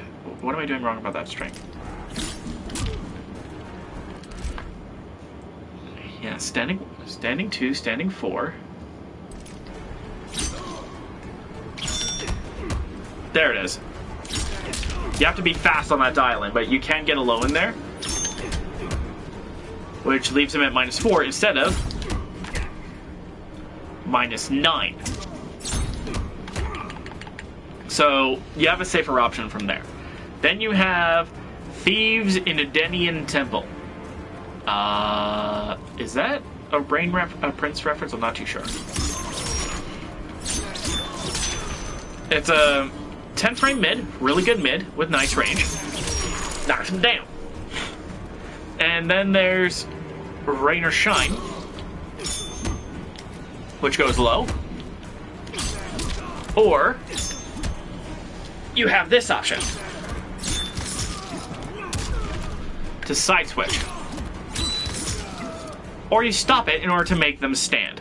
Now, of all of these strings, only one has a crushing blow, which is When Mortals Cry, which is the earlier version of Prince of Pain.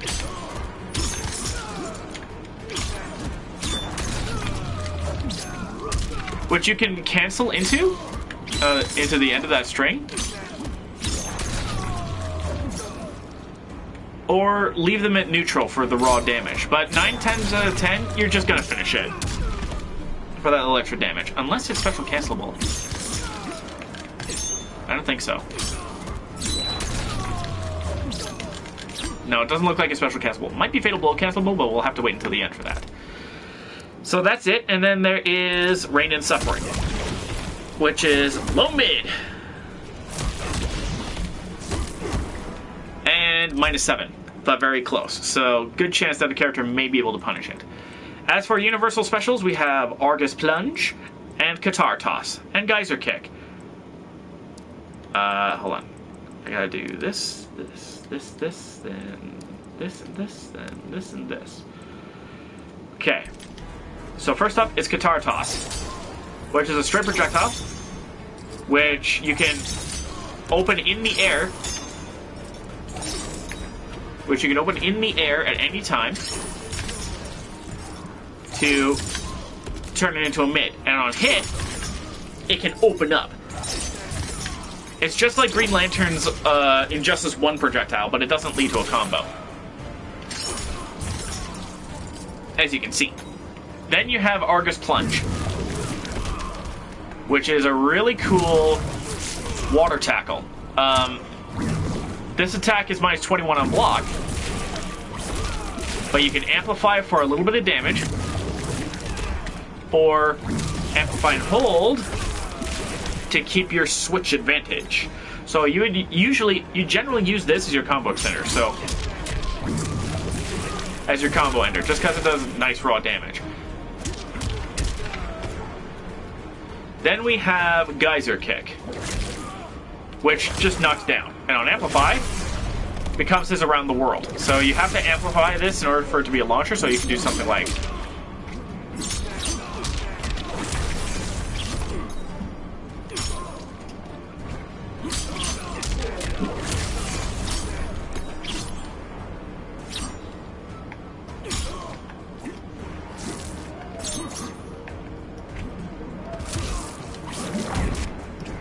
Okay, I got it.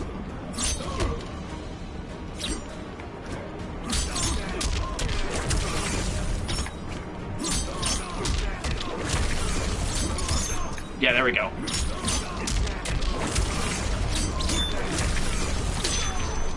Very basic example, but you can get some really nice combos out of that. Or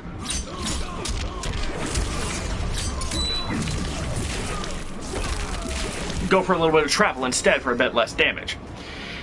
Then you have Evaporate, which has 25 frames of recovery, so you have to wait for him to come out of it, but I can hold this for quite a while. I can hold this for just under 2 seconds, and why that is scary is that I can do something like this.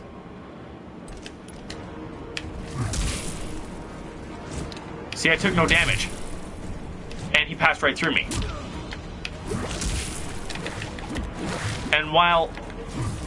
So... I can enforce some pressure this way. Yeah, I know, but there's always on demand for later. But that's basically Evaporate. And then we've got to talk about his his universals, which appear to be... First up is Riptide, which leaves him standing but doesn't amplify. Then there's Geyser Palm, which is an aerial version of Riptide, which can be launched into the meter. So you can do something like this.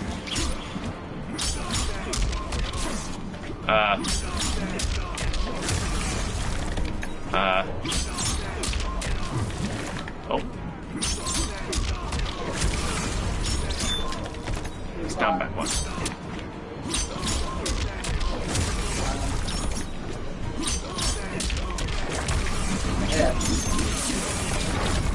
And then you can potentially get a combo that way as well. Then you have Hydroplane, which doesn't appear to actually shield against anything, but if you delay it for a short time,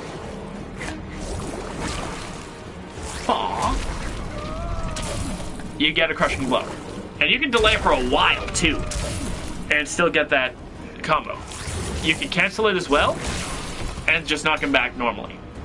And that's it for this variation, so let's move on to variation 2. Son of Argus. Argus for Vargas. Banana fan for Vargas.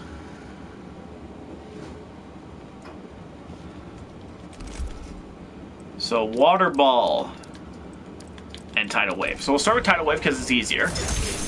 It's a quick low with really good range that can be amplified, but only once.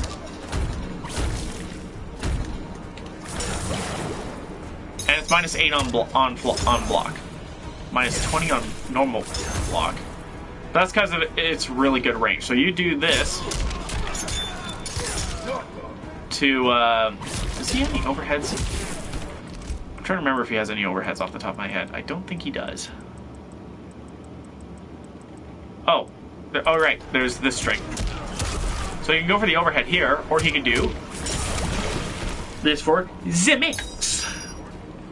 And then we have Water Ball, which is just a regular projectile, but on Amplify, can pull the opponent in several different directions. So you can do up,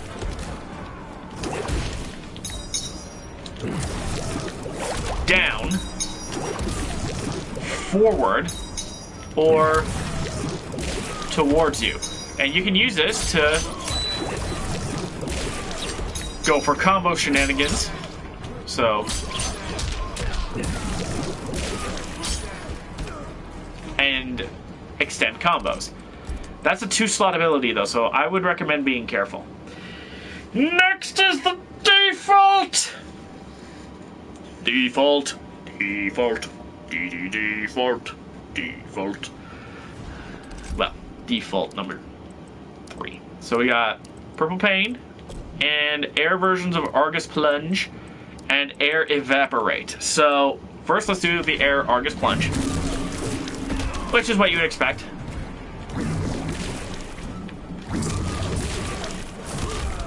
Nothing to write home about. Same with Air Evaporate. But, as you can see, you're coming to the ground, bjorp, and you have an extra 18 frames of invincibility. So what this means is, if I were, say, Rambo, I was trying to anti-air you, which I realize is not easy with that stiff-ass uppercut, but see? I beat your anti-air because I decided to go invincible. Then there's Purple Pain, which just summons a cloud of lightning that has multiple ranges. It doesn't track the opponent, so you have close, normal, far, and very far. Now, as you can see, if you do the Amplify, you can get a combo going. I keep forgetting it's 3. Oh, come on. You can get a combo going that way. So you can do something like set it up. It's a setup attack, but it's worth it. Now let's move on to the next variation, to the next default. Do the next default. Ah! I don't know what I'm doing.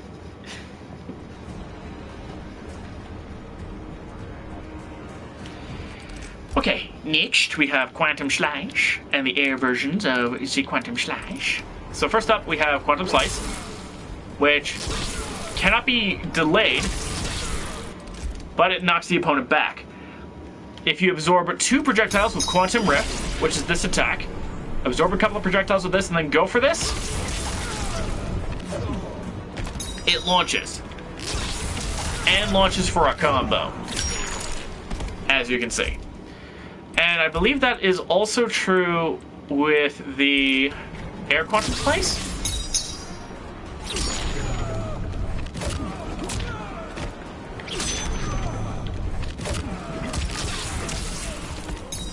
Or is it? Yeah, it's with this one. Same basic requirement, but it's still...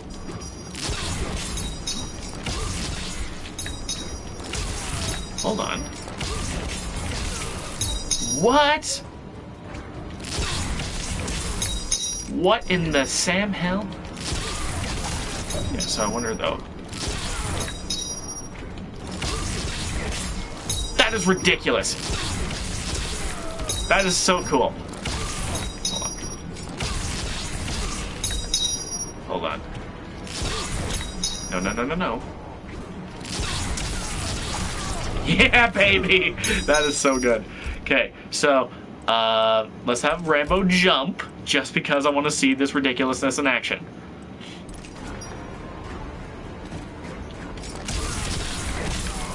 Oh, that's so cool. So then... Hold on.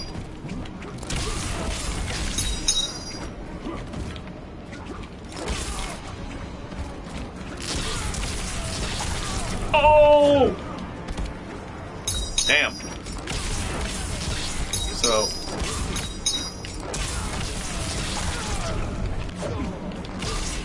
Oh, it doesn't work. But still. That looks so sweet. And then I imagine this rift lasts longer, so I'm gonna have Rambo fire some arrows at me. Yes, I do. Okay, so I'm gonna have him fire some arrows at me. Okay, so the normal just absorbs 1.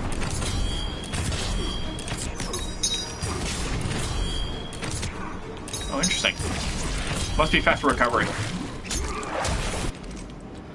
Alright, now let's go to the final default variation before attack. Fatal Blow Shenanigans! Fatal Blow Shenanigans! I'm gonna get Rainbow. I'm gonna get Rainbow to stop jumping for a minute. Tidal Wave, Hydro Boost, and the band move Wave Dash. Okay, so first off, this Hydro Boost. Ooh, it's like Aquatic Health Sparks.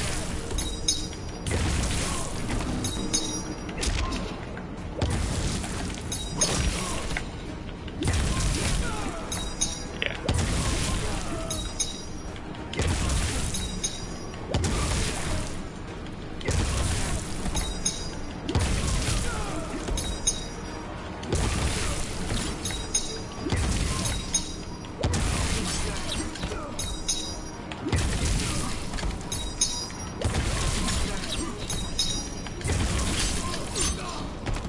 Oh yeah, and then, or you can back up, right?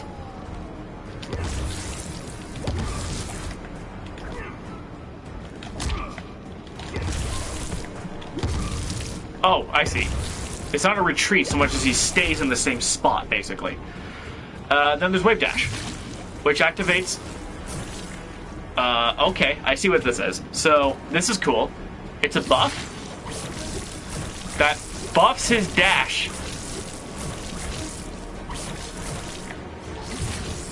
And then for 1 defensive bar, I can immediately dash.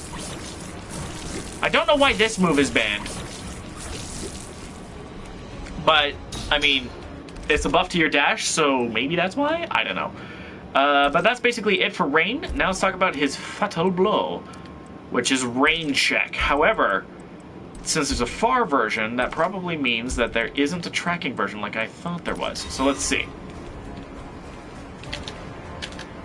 Rambo, again. God damn it.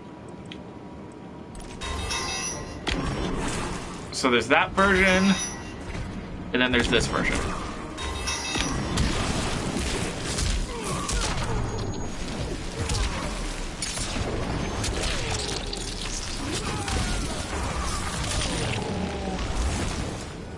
And there we go. So that's his Fatal Blow. Nothing crazy to write home about, but you could do something like, let's try this.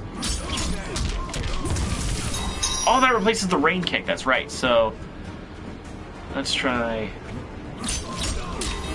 Do I have anything that combos in this special move? I don't think so. So just as a basic example, you use this, you go for the attack, and you get yourself a combo.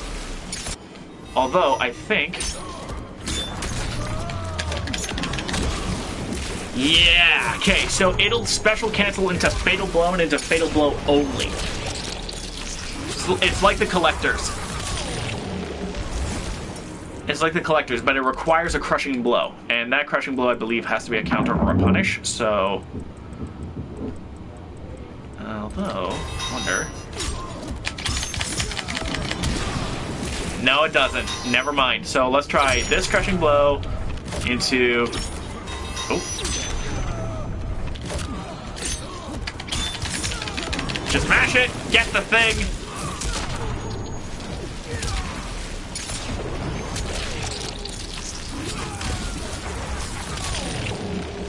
And there you go. Fairly easy Crushing Blow ender. So, good times to be had there. Now let's talk about Melina. Grab my Combat League skins and get the hell out of here! Unfortunately, because it's just Melina, we're gonna do 2 variations at a time. You know, to save time. Melina. Wuxi Dragon Grotto.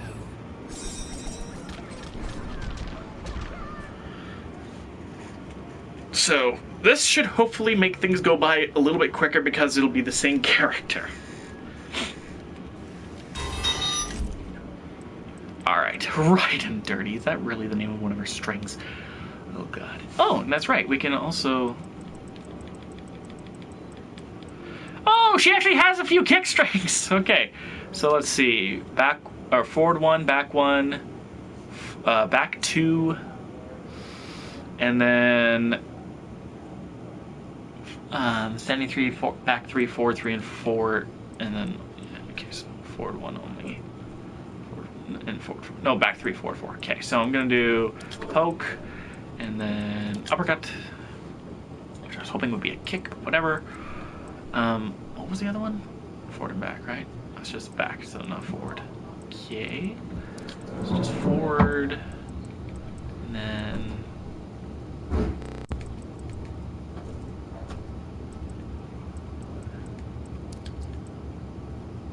Wait, what? She can't sweep off of her throat. She can't come off of her sweep. Oh, I'm on the wrong side. That's why. I'm on player 2. So, I need to go back to player 1 and actually have a look at those inputs properly. So back 1 and forward 1. Forward 2, then back 2 and forward 4. Okay, so this one. So this one. And this one, this one. Then this one, and this one, and this one. Oh, this one, and this one. And then her short hop attacks. And then for Merciless, I'm gonna tag her combo strings. So we're gonna break them up into sections here. So right and dirty's not really a thing. Yes, me. And then this one would be how it is normally. And too many ways, let us dance, and all or nothing. Okay. So I guess it would. So I guess now I just do the normals. So side claw, down 1, 7 frames. Nothing to write home about. And then we have Bloody Nails, which is a 25 frame overhead. Native overhead, -5. Very nice. Then there's Rising Sai. It's with the back of her sai, and it's 10 frames. Nice. Then there's Quick Toe, which is 12. Oh, wow, look at that down 3. That is insane. And her, as if to be the parody of her down 4, it's the stumpiest fucking button that she has. Corkscrew kick looks very cool. Don't know if it's necessary, but I mean, there you go. And then she has a 2-hitting sweep, which is always nice. And it advances. One of the best sweeps in the game. Then there's quick poke, side, and high heel for her jumping attacks.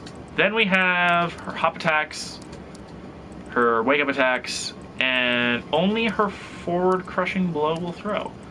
Little crushing blow, so that's good. So, double down, double claw swipe, and then stiletto spin is 12 frames. But it has similar range. And then I gotta get this Melina to do that.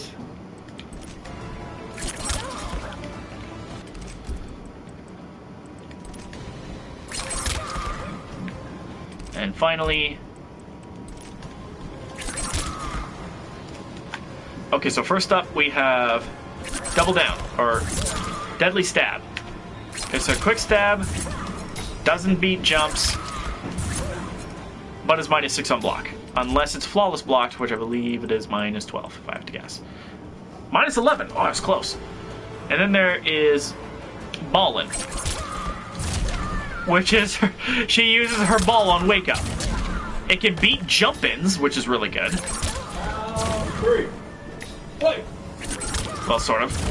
But on block, it's -24. It's obscenely unsafe. So be careful! Be careful with these buttons! And then there is her toward throw, which will crushing blow if the opponent has, if Melina has not been knocked down or jumped for 10 seconds.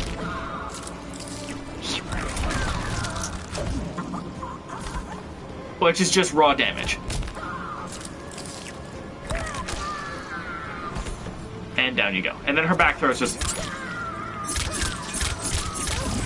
nothing to write home about. Just some fancy stuff. Just some fancy stuff. Now I'm going to tag universal special attacks on this one, and then we're going to switch over to player 2 for combos. So first up is Bow Before Me, which knocks down and comes off of an 8-frame high. None of the ultimate characters have 7-frame buttons, it looks like, or 7-frame combo starters. Maneater is a 10-frame mid, very good. Also, before I forget, Bow Before Me is -10 on block. Maneater is special cancelable? Doesn't look like it. It's this special cancelable. No, it is not. But it does pretty good damage on its own, and on block is -6. Then there's Miss Me, which this has a crushing blow. I'm not totally sure how we're gonna do it. Do it off the top of my head though. Oh, I don't think I have it in this variation.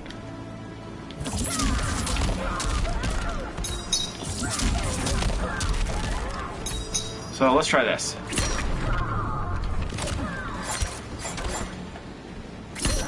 Let's try this then. Because the idea is that you have to get 7 hits or more. So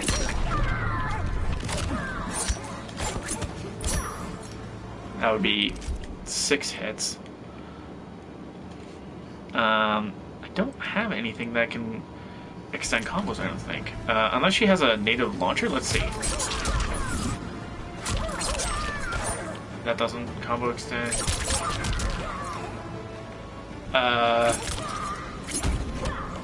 How about this? Nope.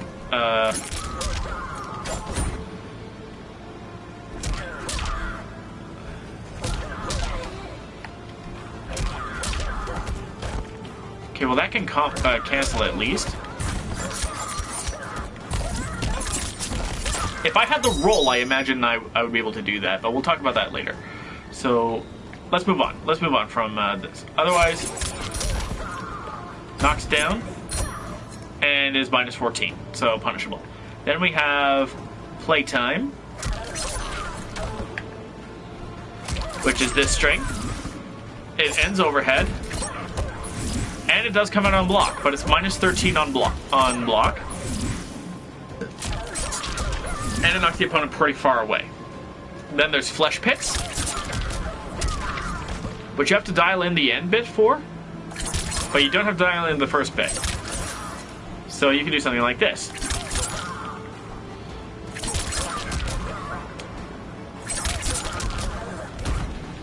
Oh, that doesn't... Really? That's weird that that doesn't combo into the Condom Dash. Anyway. You then boot him up. And away you go. Then there's Intimidating Ways, which leaves the opponent standing, but can special combo cancel. So that's really good too. Oh, a little unruly, I forgot. How much do you want to bet that that was named because of unruly? You launch the opponent, and bada bing, bada boom, you're well on your way.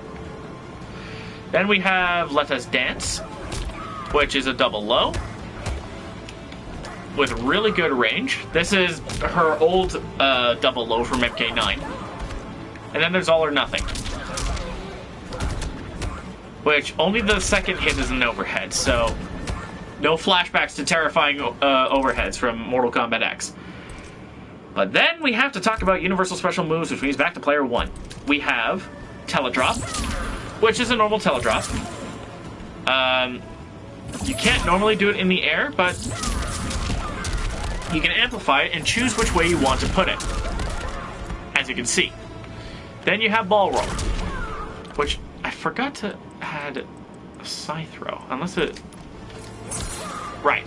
Okay, so normal side throw is also a natural special move, but we don't have that on this particular loadout. So first, let's talk about Ball Roll, which does not combo on its own. You gotta roll back. Gotta get that roll back going in order to combo. But if you do... Let's do...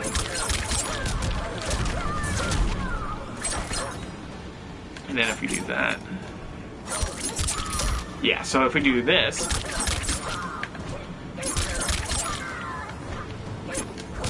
One. Yeah, there we go. Oh, you gotta dash in for that one. So let's try it normally.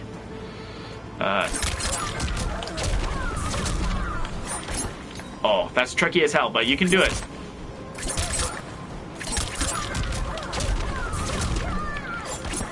Come on.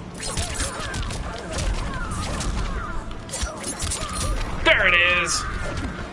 Crushing Blow for damage. And because it took me so long, I'm just going to very quickly switch over and talk about the normal Psy Blast.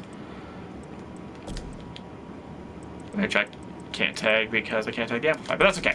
So, Psy Blast is a double projectile, meaning that, guess what? Nightwolf can't reflect this one.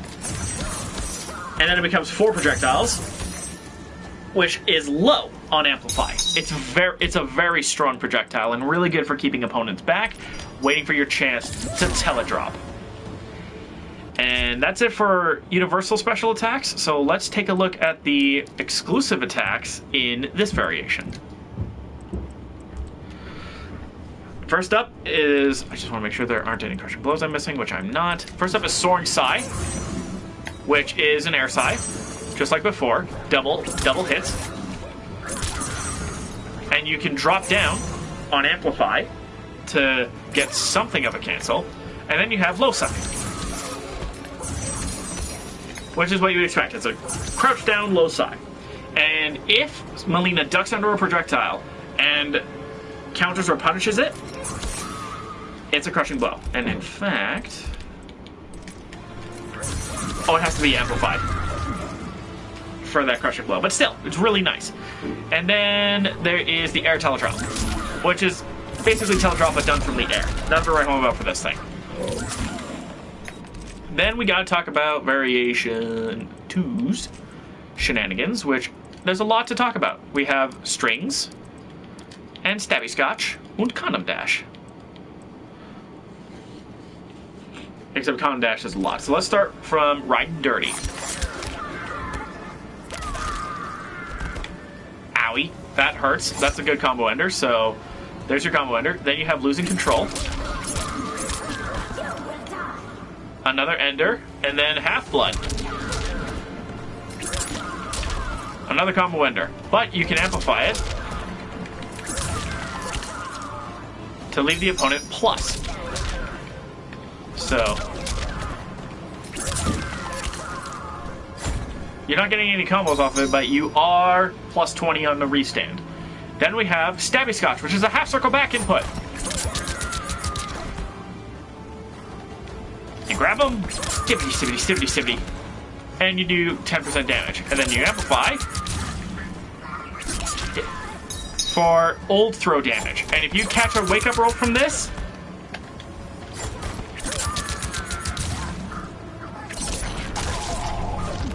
you get original throw damage instead of this throw damage,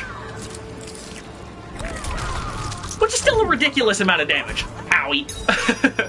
And then there's Condom Dash, which I'm actually going to split. I'm actually going to do independently. So first is the Condom Dash. And you can dash cancel it, or you can cancel it, just like Jade's run.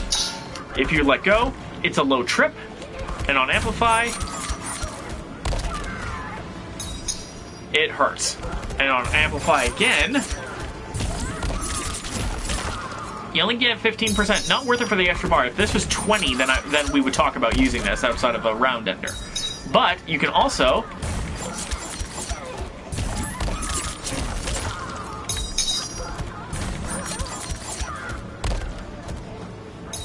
so you can side switch depending on if you hold back or forward. So that's really good. Now let's go on to default 1 and default 2, because there's stuff to talk about here. I'm gonna have to get to programming tomorrow. Ooh. Especially since I'm gonna have to return Fatality Friday Season 2. So Air Soaring Psy, Low Side Blast, and Psy Slide. This is the new one. And I think I'm gonna have to change this one a touch. For variation 4, and then for variation 3 we have Vanish. Oh, it's an up-down input. Intertesting, intertesting. So first up is Vanish, which being this is the first time that the up input is at the start, as far as I know, for a Mortal Kombat move. So how the hell do you do it then? Because up is to jump. Can't do it off of short hop. And you can't exactly do it slowly like a Fatality. Simple. Block. Spends a defensive bar, and now I'm completely invisible. And I'm invisible for a while. But you also get a damage nerf. So how much of that is a damage nerf, though? Okay, so you deal 20% less damage. So if we do something like,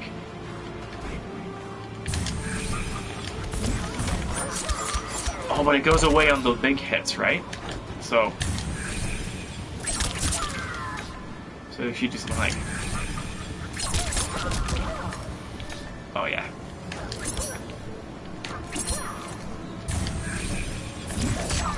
Yeah, anything that could trigger a cinematic or a two-player animation is going to go away. So that means your throw gets rid of it and such. But if you do,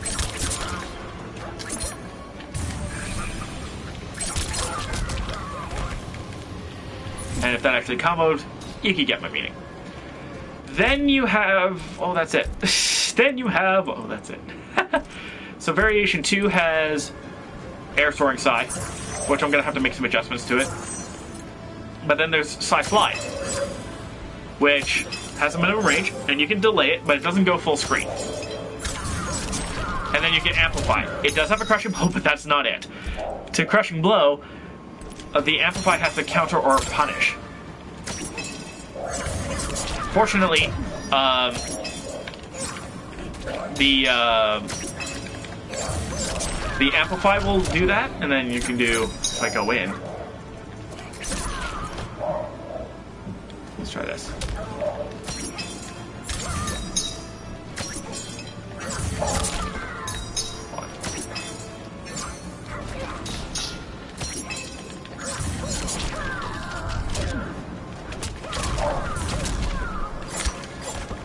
And yeah, you can get a combo off of it. That's the point of that. So that's really good. And then finally, let's go to variation 5. and Fatalis Blowis. And then that'll be the end of the stream. Almost 4 hours later. My lord.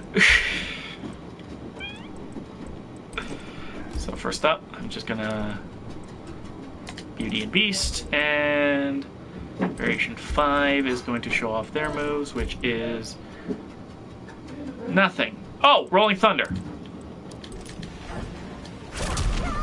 So you have an extendable roll, which, ooh, so you can either do that or just the normal roll if you hold it. So you can do something like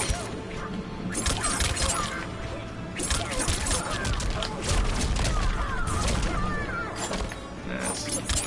Yeah, I gotcha.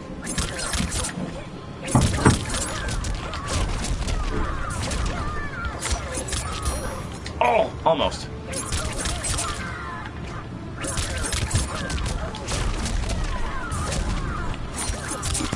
There it is.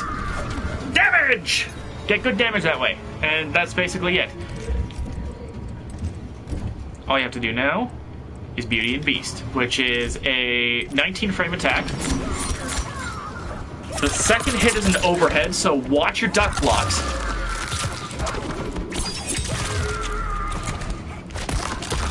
And holy mother of God, that hurts like hell. So, that's a lot of damage.